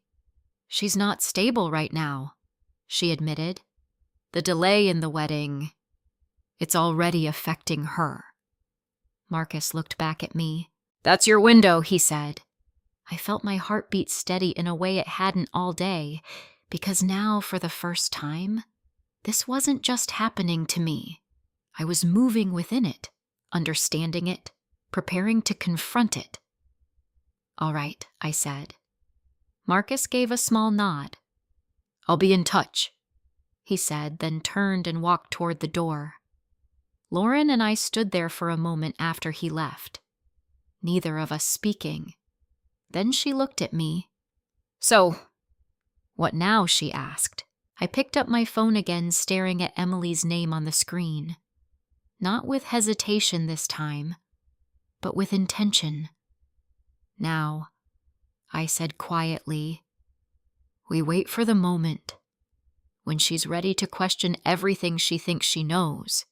Because when that moment came, I wouldn't be standing outside the door anymore. I would be the one opening it. We didn't have to wait long." By the time I got back to my hotel room that evening, the silence felt different from before. It wasn't empty anymore. It was charged like something was about to break. I placed my purse on the small desk, kicked off my heels, and sat down on the edge of the bed. The room was neat and personal, the kind of place that didn't hold memories. For once, I was grateful for that. I didn't want reminders. I didn't want comfort. I wanted clarity. My phone buzzed. I looked down. Emily. For a moment, I didn't move. Not because I was afraid, but because I understood what this moment meant. This wasn't just a call. This was the beginning of something shifting. I answered. "Hello?" Her voice came through softer than I expected. "Mom, can we talk?" The difference in her tone was immediate. Gone was the cold certainty from earlier. In its place, hesitation. "Yes," I said. "We can talk." There was a pause. Not over the phone, she added quickly. "Can we meet?" I closed my eyes briefly. Marcus was right. The window had opened, where I asked. "There's a small conference room at the venue," she said. "It's quiet. No one's using it right now." I hesitated for just a second. Not because I didn't want to see her, but because stepping back into that place meant stepping back into everything that had just happened. "Still." "I'll be there," I said. "Okay," she replied. Soon, the call ended. I sat there for a moment, my heart beating faster but steady. Not panicked. Not overwhelmed. Focused. I stood, fixed my hair in the mirror, smoothed the wrinkles from my dress, and picked up my purse again. This time when I left the room, I wasn't walking into uncertainty. I was walking into truth. The venue looked different when I returned, not because it had changed, but because I had. The lights were still soft, the decorations still elegant. Guests still lingered in small groups, their voices low, their expressions curious. But now I could see beneath it the tension, the disruption, the quiet ripple of something that had already gone wrong. Lauren met me near the side entrance. "She's waiting for you," she said. "How is she?" I asked. Lauren hesitated. "Not okay," she admitted. "She's shaken." Good. Not because I wanted her to suffer, but because certainty had cracked. And through that crack, truth could enter. Lauren led me down a quiet hallway away from the main space toward a closed door at the end. "She's inside," she said softly. I nodded. "Thank you." Lauren squeezed my arm gently before stepping back. I stood there for a second, my hand resting lightly on the door handle. Then I opened it. Emily was sitting at the small conference table, her hands clasped tightly in front of her. When she looked up, I felt it. The shift. She didn't look at me like a stranger anymore, but she didn't look at me like my daughter used to either. She looked uncertain. "Hi," she said quietly. "Hi," I replied, closing the door behind me. For a moment, neither of us moved. Then I walked forward and sat down across from her. The distance between us felt heavier than the space itself. "You wanted to talk," I said gently. She nodded. "Yes." Her fingers tightened around each other. She paused, swallowing. "I need to understand something." I didn't interrupt. I let her find the words. "Those emails," she said finally. "The ones you sent to Nathan." I held her gaze. "I didn't send them," I said. Her jaw tightened slightly. "That's what you would say," she replied. There it was. The resistance. Still present. Still strong. "I understand why you think that," I said calmly, "but I need you to look at something with me." She hesitated, then nodded. "Okay." I reached into my purse and pulled out my phone. "Before I show you anything, I said I want you to answer one question honestly." She frowned slightly. "What if I had sent those emails I said, where would they be?" She blinked. "What do you mean?" "They would exist somewhere, Emily," I explained. "In my email account. In my sent folder. Archived. Stored." She looked at me, confusion flickering across her face. "They do exist," she said. "Nathan showed them to me." I know I replied, but not there. I unlocked my phone and opened my email. "Look," I said, sliding it across the table. She hesitated for a moment before taking it. I watched her as she scrolled. Her expression didn't change at first. Then slowly it did. "These aren't," she murmured. "No," I said softly. "They're not there." She scrolled again, and again, faster now, as if expecting them to appear if she moved quickly enough. "They should be here," she said, her voice tightening. "Yes," I agreed. "But they're not." "No." She looked up at me, something new in her eyes. Not anger, not certainty, doubt. A small crack. "But that doesn't mean she started." "I know," I said gently. "It doesn't prove everything." She exhaled shakily. "Then what does it prove?" "That something doesn't add up," I said. She stared at the phone again, her breathing uneven now. "I saw them," she said quietly. "I read them. They sounded like you." "I know they did," I replied. Her eyes snapped back to mine. How she demanded. How would someone even... "Because they studied me," I said. The words landed. Hard. What she whispered. Whoever did this, I continued, knew how I write, how I speak, how I express concern without sounding emotional. She shook her head slightly. "No. That doesn't make sense. Think about it," I said. "Who's been around long enough to see that, to hear it, to understand it well enough to copy it?"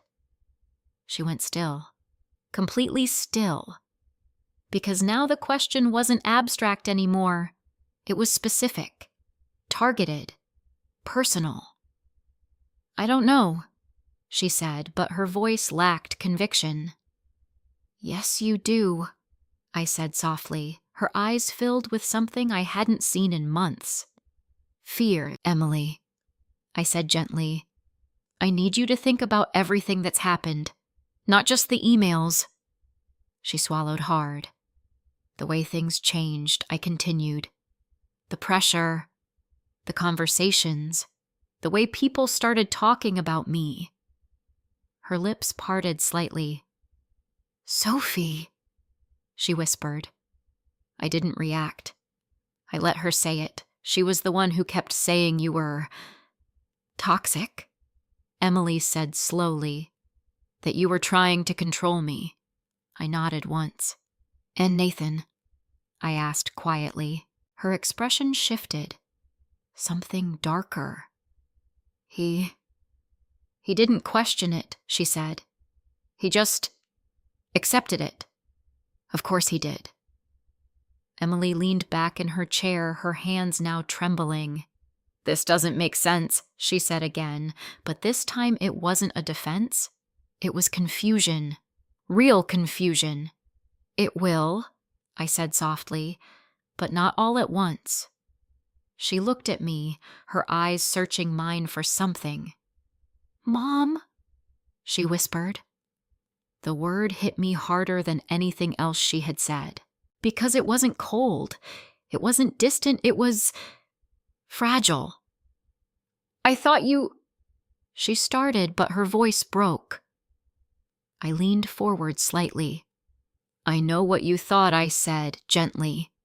And I know why. Tears welled in her eyes. But what if I was wrong? She asked. There it was. The moment, the crack widening. I held her gaze. Then we find out the truth, I said. Her breathing quickened, and if it's not what I think it is, then we face it together, I said. She stared at me for a long moment. Then slowly, she nodded. And just like that, for the first time since she told me to leave, my daughter wasn't standing against me anymore. She was standing right on the edge of seeing everything differently. Emily didn't speak for a while after that. She sat there staring at the phone in her hands, her breathing uneven, her thoughts clearly unraveling faster than she could control. I didn't interrupt. I knew better than to fill that silence, because this part, the part where everything begins to shift, is fragile. Push too hard and she would retreat. Say too little and the doubt might not take root. So I waited. Finally, she set the phone down slowly. There were other things she said, her voice quieter now. Not defensive, confessional. I stayed still. Like what? She swallowed, her fingers tightening together again. At first, it didn't feel like anything serious, she said. Just concern. I nodded slightly. That's how it starts, I said gently. She gave a small, humorless laugh. Yeah, she said. That's exactly how it started. She leaned back in her chair, staring up at the ceiling for a moment before continuing. Nathan would ask questions, she said, small ones, about my schedule, my stress, whether I felt overwhelmed. That sounds normal, I said carefully. It did, she replied. At first. She looked back at me. But then it changed. I didn't speak. I let her continue. He started.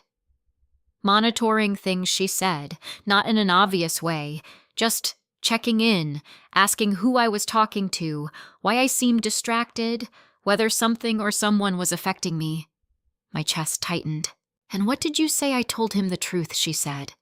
That things between us were a little strained. Her eyes flickered with guilt as she said it. And what did he do with that, I asked. She hesitated. He reframed it, she said slowly. Said it wasn't normal for a mother to create that kind of tension, that it meant something deeper was wrong. Of course he did. And Sophie? I asked. Emily exhaled shakily. She agreed with him, she said. Every time. I felt my hands tighten slightly in my lap, but I kept my expression calm. What did she say? Emily looked down at the table. That I deserved peace, she said.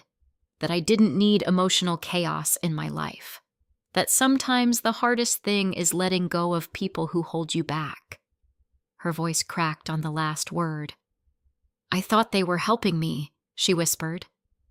I leaned forward slightly. I know you did, I said softly. She shook her head. No. I should have seen it, she said. It wasn't just advice. It was constant. She pressed her fingers against her temples as if trying to steady her thoughts. They were always there, she continued. Every doubt I had, every moment I felt unsure, they had an explanation for it. What kind of explanation, I asked. That it was you, she said. The words hung in the air between us. That you were the reason I felt conflicted, she continued. That you didn't want me to move forward. That you were afraid of losing control. I felt a quiet ache in my chest, because in a twisted way, that part almost sounded believable. Not true, but believable enough to someone already being influenced. And when you saw the emails, I asked. Emily closed her eyes. That was it, she said. That was the moment everything clicked. She looked at me again, her expression raw now. They told me to expect it, she said. That you might try to interfere. That you wouldn't say it directly to me, but that you would go behind my back. I exhaled slowly. They prepared you for it, I said. Yes, she whispered. Before you even saw it.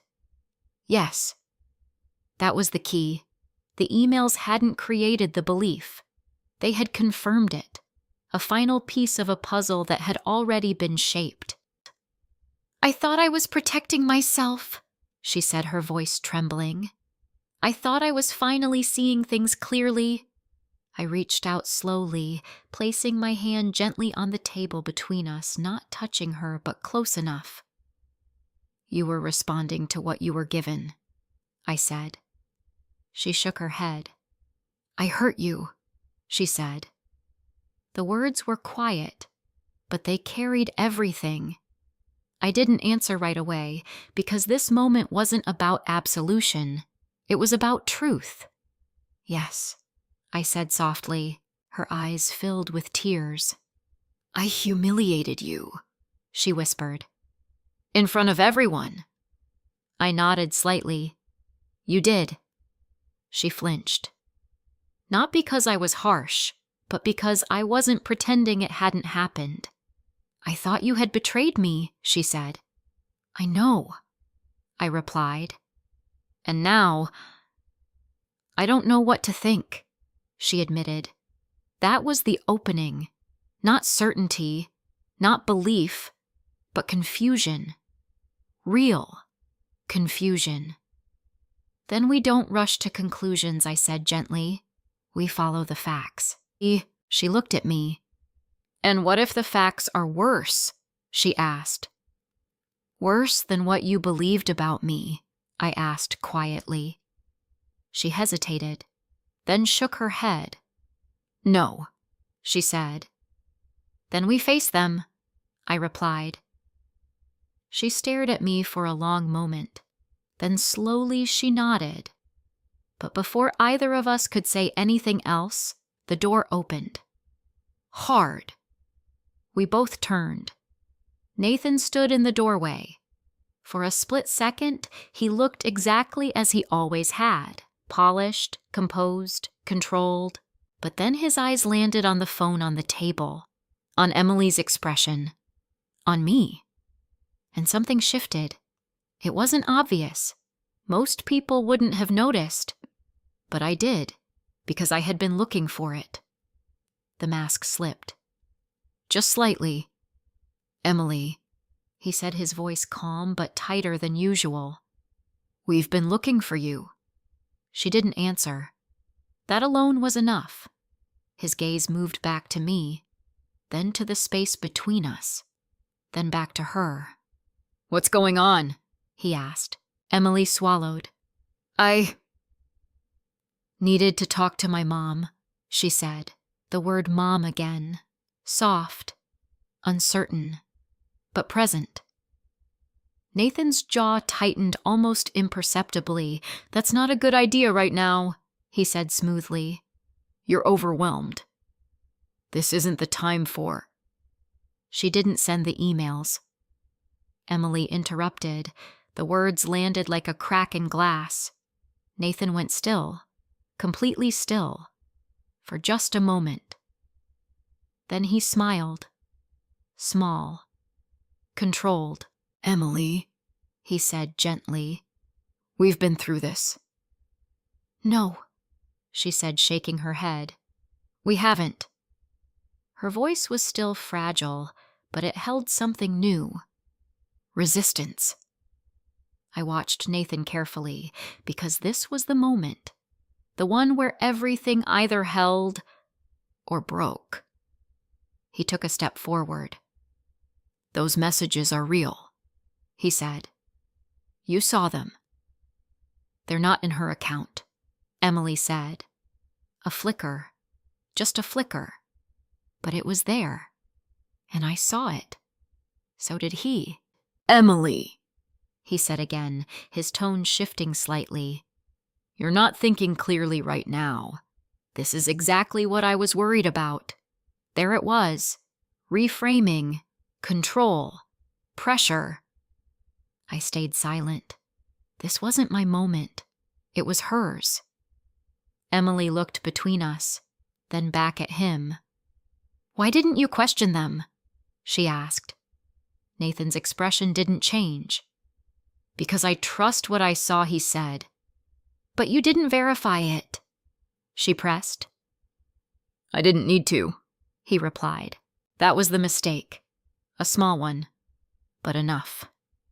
Emily's eyes narrowed slightly. Why she asked. Nathan paused, just for a second. But it was too long, and Emily saw it. The crack widened. "I was trying to protect you," he said finally. But this time, it didn't land the same way, because now she was hearing it differently, not as reassurance, but as control, and for the first time. Nathan Whitmore didn't look like the man in control of the situation. He looked like someone losing it. The air in that small conference room shifted the moment Emily asked him why. Not what, not how, but why. It was such a simple question. And yet it was the one question his entire narrative wasn't built to withstand. Nathan's composure didn't collapse, not immediately. That wasn't his style. Instead, he adjusted. A slight change in posture. A softer tone. A controlled exhale, like he was managing not just the situation, but Emily herself. "Emily," he said gently, stepping further into the room. "You're overwhelmed right now. Anyone would be. This is a stressful day." He glanced briefly at me. "And this isn't helping." There it was again. The redirection. The subtle attempt to reposition me as the problem. But Emily didn't turn toward me this time. She stayed focused on him. "You didn't answer my question," she said. Her voice was still trembling, but it didn't retreat. Nathan's smile faded just slightly. "I didn't question the messages," he said, "because I recognized the tone, the intent. It aligned with things you've told me before." Emily blinked. "What things?" "That your relationship with your mother has been complicated," he replied carefully. "That's not the same as her trying to sabotage my life," Emily said. Nathan's eyes sharpened. "You said yourself that she has difficulty letting go," he pressed, "that she's struggled with boundaries." Emily's expression flickered, because that part was true, and he knew it. He was reaching for the truth again, using it as leverage. "I said we've had tension," she replied. "I didn't say she would go behind my back and try to destroy my relationship." Nathan didn't respond immediately, and that silence, that hesitation, it echoed louder than anything else in the room, because for the first time, he didn't have a clean answer. "She's manipulating you," he said finally, his tone tightening just enough to betray the shift. "This is exactly what I warned you about." Emily's eyes moved just slightly. Not toward me, but inward. Processing. Questioning. "Did you warn me?" she asked slowly, Or did you prepare me?" The words landed like a crack of thunder. I didn't move. I didn't speak. But I felt it. That was it. That was the fracture point.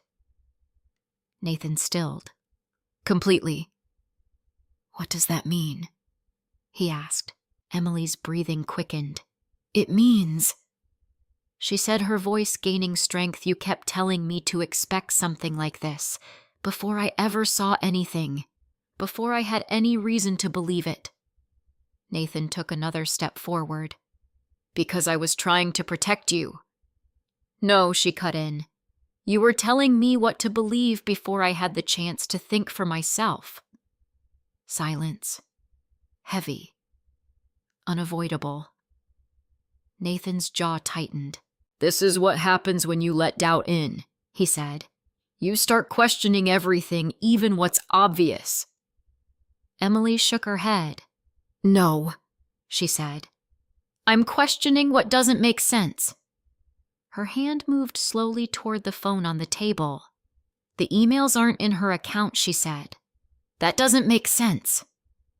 Nathan's eyes flicked to the phone, then back to her. "That doesn't prove anything he said. It proves something is wrong," she replied. "And you're jumping to conclusions," he countered. Emily let out a short, breathless laugh. "No," she said. "That's what I did before." The shift was undeniable now. She wasn't defending the narrative anymore. She was dismantling it, piece by piece. "You never asked me to verify it," she continued. "You never suggested we talk to her. You never questioned anything." Nathan's voice hardened. "Because I trusted you," he said. "That's not trust," she replied. "That's control." The word hit. Hard. Nathan's expression changed. "Not completely, but enough." The calm veneer cracked just slightly, revealing something underneath, something sharper, more rigid. "Emily," he said, his voice lower now, "you're making a mistake." She shook her head again. "No," she said. "I think I already did." The silence that followed was different from the others. Not tense, not uncertain, final. And then, the door opened again. This time it wasn't subtle. Voices filtered in from the hallway, low, curious, drawn by the tension that had been building beneath the surface of the entire event. Victoria Whitmore stepped into the doorway. Her presence was immediate, controlled, composed. But her eyes moved quickly, taking everything in. Me, Emily, Nathan, the phone. "What's going on here?" she asked, her voice smooth but edged with something colder. Nathan didn't answer. For the first time since I had met him, he didn't take control of the room. Emily stood slowly. Her hands were shaking, but her posture was different. "I need to say something," she said. Victoria's gaze shifted to her. "This is not the time." "Yes, it is," Emily interrupted. And just like that, the power shifted. Not fully, not completely, but enough. Emily turned toward the open doorway, toward the hallway, toward the quiet gathering of guests who had begun to sense that something was unfolding. My heart pounded, because I knew what was coming, and I knew there was no going back from it. She stepped forward, out of the room, into the space where everything had started, the same space where she had told me to leave, now filled with people, watching, waiting. Everyone, she said, her voice shaking but loud enough to carry. The room quieted, completely. "I need to say something before anything else happens today." A ripple of unease moved through the crowd. I stepped just behind her, not leading, not interrupting, just present. Nathan followed. So did Victoria. But neither of them spoke. Not yet. Because they couldn't. Not without making it worse. Emily took a breath. Her hands clenched at her sides. "I told my mother to leave earlier," she said. A murmur moved through the room. "I said she wasn't invited," she continued. "That she had betrayed me." Her voice cracked. "But I was wrong." Silence. Deep. Heavy. Final. Victoria's expression hardened. Nathan took a step forward. "Emily." "No," she said, turning slightly toward him. "I'm not done." The firmness in her voice stopped him. For the first time, he listened. Not because he wanted to, but because he had no choice. Emily looked back at the crowd. "At least, I don't know if I was right," she corrected. "And that's the problem." She reached for her phone again, holding it up slightly. "I was shown messages," she said. "Emails that made it look like my mother was trying to sabotage my relationship." A ripple of reaction spread through the room. "But those messages don't exist where they should," she continued, "and no one ever questioned them." Her eyes moved just for a second to Nathan, then back. "And now, I don't know what's real," she said. "That was the truth. Raw, unfiltered, uncomfortable, and impossible to ignore." Victoria stepped forward. "This is inappropriate," she said sharply. "You are embarrassing yourself." Emily looked at her. For a moment, there was hesitation, fear, but then it passed. "No," Emily said quietly. "I already did that." She turned slightly, toward me. Her eyes filled with something I hadn't seen in a long time. Not just doubt, not just confusion, but recognition. "I'm not getting married today," she said. The words dropped into the room like something breaking. Gasps, whispers, shock. Nathan's control shattered in that instant. "This is ridiculous," he snapped. "You're throwing everything away over the truth," Emily cut in. He stopped. Because he didn't have an answer for that, and neither did anyone else. Because the truth was finally standing in the room, unavoidable, uncontrollable. And everything that had been built on lies was starting to fall apart. The room didn't erupt the way you might expect. There was no shouting, no dramatic chaos.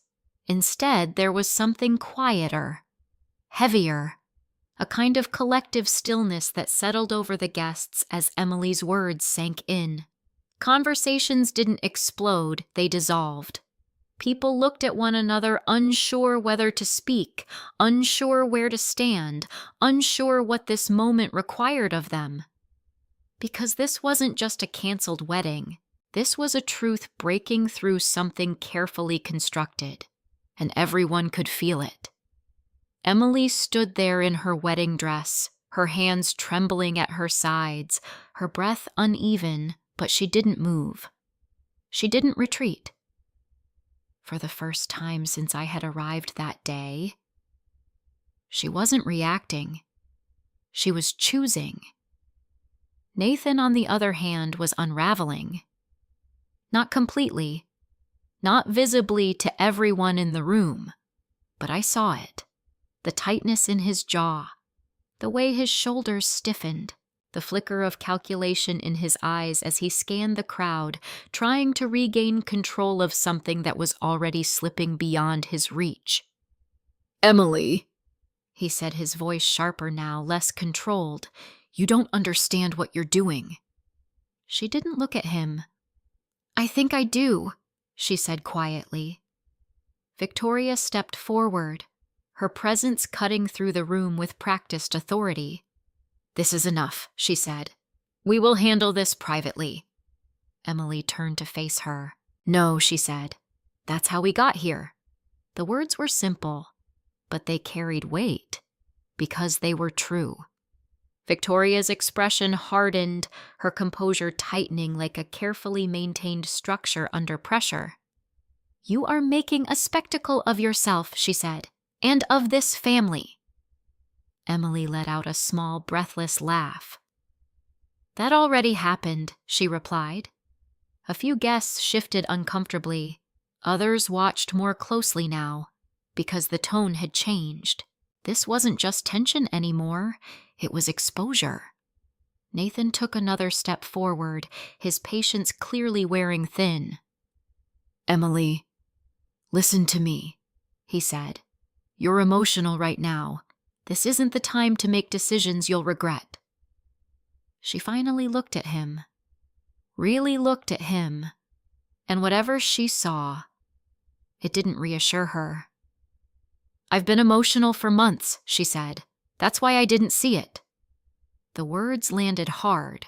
Nathan's expression flickered just for a second, but it was enough. Enough for Emily to notice. Enough for her to keep going. "You told me what to expect," she continued. "You told me how to interpret everything before it even happened." "That's not true," he said quickly. "It is," she replied. "And I didn't question it. I didn't verify anything. I just believed you." Her voice softened slightly. Not toward him, toward herself. "And that's on me." The accountability in her words shifted the room again, because this wasn't just accusation, it was clarity. Marcus stepped forward from the side of the room, his presence calm but firm. "I believe this might help," he said, holding a small folder in his hand. Nathan's eyes snapped toward him. "Who are you?" he demanded. Marcus didn't respond to the tone. "Marcus Hale," he said simply. "I've been reviewing the materials that were used to support the claims against Diane Cole." A ripple moved through the crowd.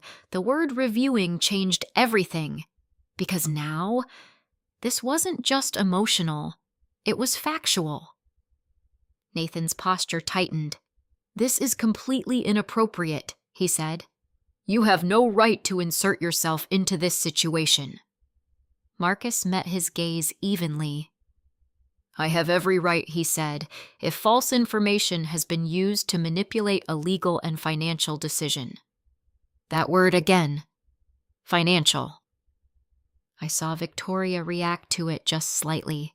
A tightening of her lips, a flicker of recognition. Emily noticed it too. "Financial," she repeated. Marcus nodded. "Yes," he said. "There is evidence to suggest that the communications you were shown were not only fabricated, but constructed with specific intent." Nathan stepped forward again. "This is ridiculous," he said. "You're making baseless accusations." "Actually," Marcus interrupted calmly, "they're quite specific." He opened the folder and removed a document. The email domain used to send those messages, he continued, was registered 3 months ago. Not by Diane Cole. The room went silent. Completely. Nathan didn't move. But his stillness, it wasn't control anymore. It was exposure. Emily's breath caught. What she whispered. Marcus held up the document. The account was designed to mimic hers, he said. Down to the formatting, the signature structure, even the phrasing patterns. He paused, but it was never connected to her actual email system. Emily's hands started shaking again. She turned slowly toward Nathan. "Did you know that she asked?" He didn't answer. Not immediately. And that delay, that hesitation, it said more than anything else could have. Victoria stepped in quickly. "This proves nothing," she said. "Anyone could have done this." Marcus nodded slightly. "Correct," he said. "Anyone with access." Her eyes narrowed. What is that supposed to mean? It means, Marcus said evenly, that whoever created these messages had detailed knowledge of Diane Cole's communication style. He let that settle, then added, and access to individuals close enough to Emily to reinforce their credibility. The implication was clear. Too clear. Emily's gaze shifted again, this time not to Nathan, but to someone else. Sophie Bennett stood near the back of the room, pale, frozen. Her hands clenched tightly around the edge of a chair. "Sophie," Emily said, her voice barely above a whisper. Sophie shook her head quickly. "I didn't," she started, but her voice faltered, because she knew. She knew the moment had come. "I didn't mean for it to go this far," she said, her words tumbling out now. I thought I was helping. Helping." The word echoed. How Emily asked. Sophie's eyes filled with tears. "He told me you needed support," she said, glancing briefly at Nathan. "That you were confused. That your mom was interfering." Emily's face went still. "And the emails," she asked. Sophie hesitated. "I didn't write them," she said quickly. I had access to some things. Old messages. Notes. I didn't realize." "You helped make them look real," Emily finished. Sophie nodded, tears falling now. Yes, the room held its breath, because now there was no more doubt, no more ambiguity, just truth. Raw, unavoidable. Emily turned back to Nathan, slowly, deliberately, and for the first time, there was no hesitation in her eyes. "You did this," she said. It wasn't a question. It was a conclusion. Nathan didn't deny it. Not directly. Instead, he exhaled sharply, his composure finally cracking. "I did what I had to do," he said. The words landed like a final blow. Emily flinched. What she whispered. "You were being pulled in two directions," he said. "You needed clarity." "By lying to me?" she asked. "By showing you what was really there," he replied. "No," she said, shaking her head. "You showed me what you wanted me to see." Silence. Final. Complete. And then Emily took a step back, not away from him, but toward herself. "I can't marry you," she said. The words were quiet, but they carried everything. Nathan didn't respond, because there was nothing left to say. And just like that, the illusion was gone. The control was broken, and what remained was the truth. Standing in the middle of a room that would never look the same again, the silence that followed Emily's words didn't feel empty. It felt complete. Not peaceful, not yet, but resolved in a way that left no room for denial. Whatever had been carefully constructed over the past months had finally collapsed, and what remained was something raw, exposed, and impossible to ignore. "I can't marry you." The sentence lingered in the air long after Emily said it.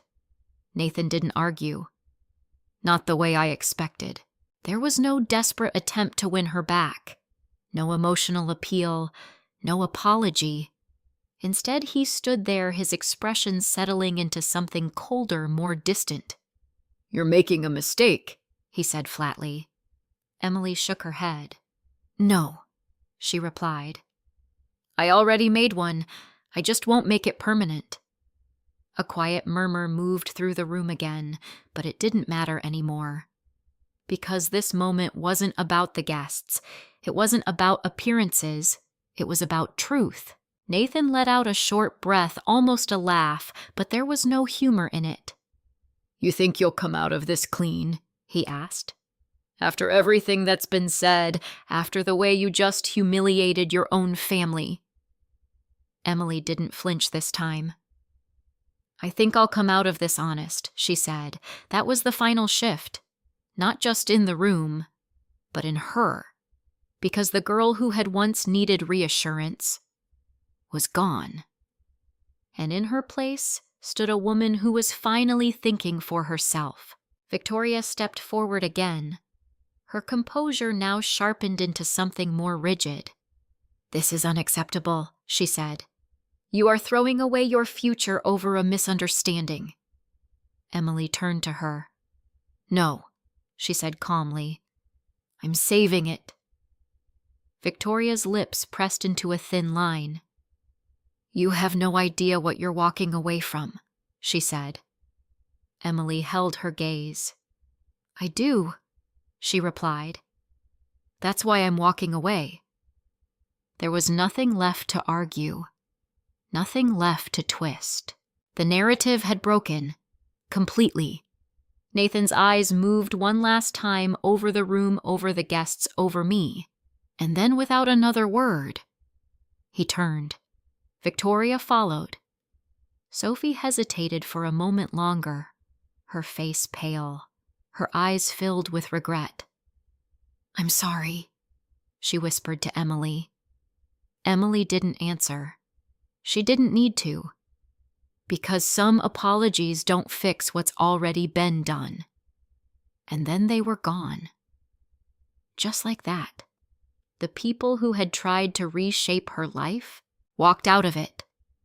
The room remained quiet for a moment longer. Then slowly people began to move again. Some left.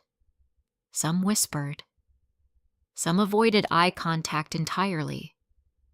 But none of that mattered, because the center of everything was no longer the wedding.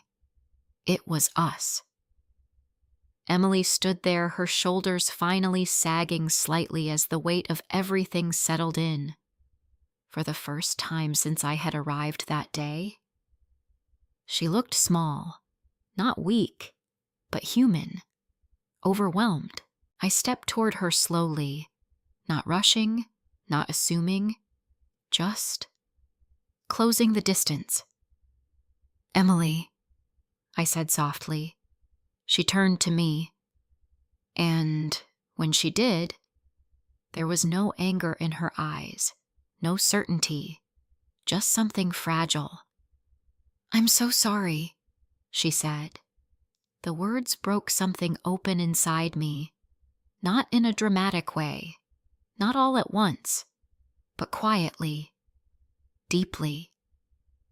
"I know," I replied. She shook her head, tears finally spilling over. "No, you don't understand," she said. "I believed it.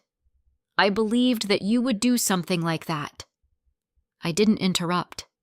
I let her say it. "I stood there," she continued, her voice trembling, "and I told you to leave, like you didn't belong in my life anymore." Her shoulders shook. "And you didn't even fight me," she whispered. I took a slow breath. "I didn't want to fight you," I said. "Not like that." She looked at me, her expression breaking. "I didn't deserve that," she said. I didn't answer right away.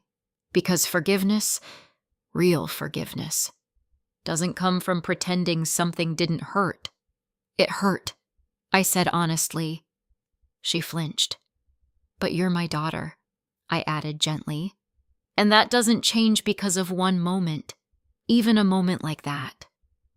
Her face crumpled slightly and she stepped forward, closing the space between us completely. For a second she hesitated. Then she wrapped her arms around me, tightly, like she used to when she was younger, when the world felt too big, when she needed something solid to hold on to. I closed my eyes and held her back. Not because everything was fixed, not because the pain was gone, but because this was where healing begins, not in perfection, but in truth. The days that followed weren't easy. There were calls to make, vendors to cancel, legal matters to untangle. The financial implications of the situation were more complicated than Emily had realized. Contracts had been signed, payments had been made, Expectations had been set, but with Marcus's help and Robert Klein stepping in on the legal side, we managed to navigate it. Carefully, deliberately, Emily stayed with me during that time, not out of obligation, but because she needed space. Space to think, to process, to understand how she had been pulled into something so deeply manipulative. We didn't rush our conversations. We didn't pretend everything was fine. Some days we talked for hours, other days we sat in silence, and both were necessary. "I don't know how I didn't see it," she said one evening, sitting at the kitchen table, her fingers tracing the edge of a mug. "You trusted the wrong people," I said. "That's not the same as being blind." She looked up at me. "It feels like it is." "It's not," I replied gently. "You were given a version of reality that was designed to feel true." She nodded slowly. "And I chose it." "Yes," I said, "but now you're choosing differently." That mattered, more than anything else. Months passed, not in a blur, but in a steady, intentional rebuilding. Emily started therapy, not because something was wrong with her, but because she wanted to understand how manipulation works, how it feels, how to recognize it before it takes hold again. She reconnected with people she had pushed away. She learned to question not just others, but herself. And me, I changed too, in ways I hadn't expected. I stopped minimizing things that made me uncomfortable, stopped staying silent just to keep the peace, stopped confusing sacrifice with love. Because love, real love, doesn't require you to disappear. It requires you to be present, fully, honestly, even when it's difficult. About 6 months later, Emily invited me over. Nothing formal, no big announcement, just a simple dinner at her apartment. When I arrived, she opened the door herself, and for a moment we just stood there, looking at each other, not as we were before, but as we had become. Stronger, wiser, more honest. "I'm really glad you came," she said. I smiled. "Me too." And this time, there was no doubt, no confusion, no distance, just something quiet, steady, real. The kind of relationship that isn't perfect, but is finally built on truth. There's something people don't talk about enough, especially as we get older. We're told that love means sacrifice, that being a good mother means giving everything, even when it costs you your voice, your boundaries, your place in your own child's life. But here's what I've learned. Love without boundaries isn't love. It's vulnerability. And in the wrong hands, that vulnerability can be used against you. I spent years believing that staying quiet would protect my relationship with my daughter, that if I just avoided conflict, things would work themselves out. But silence doesn't protect relationships. Truth does. Even when it's uncomfortable, even when it risks everything. Because real love, the kind that lasts, requires honesty. It requires courage. It requires the willingness to say, "This doesn't feel right," even when no one else sees it yet. And for those of you watching, I want to ask you something. What would you have done if you were in my place? Would you have walked away that day, or fought for the truth? And if you were in Emily's place, would you have had the courage to stop everything once you realized something wasn't right? I'd really love to hear your thoughts. Leave a comment below and tell me where you're watching from and what time it is for you right now. I read every single one. And if this story meant something to you, if it made you think or feel or reflect on your own life, please take a moment to like the video and subscribe. Because stories like this, they remind us that it's never too late to choose truth, and it's never too late to rebuild something that matters,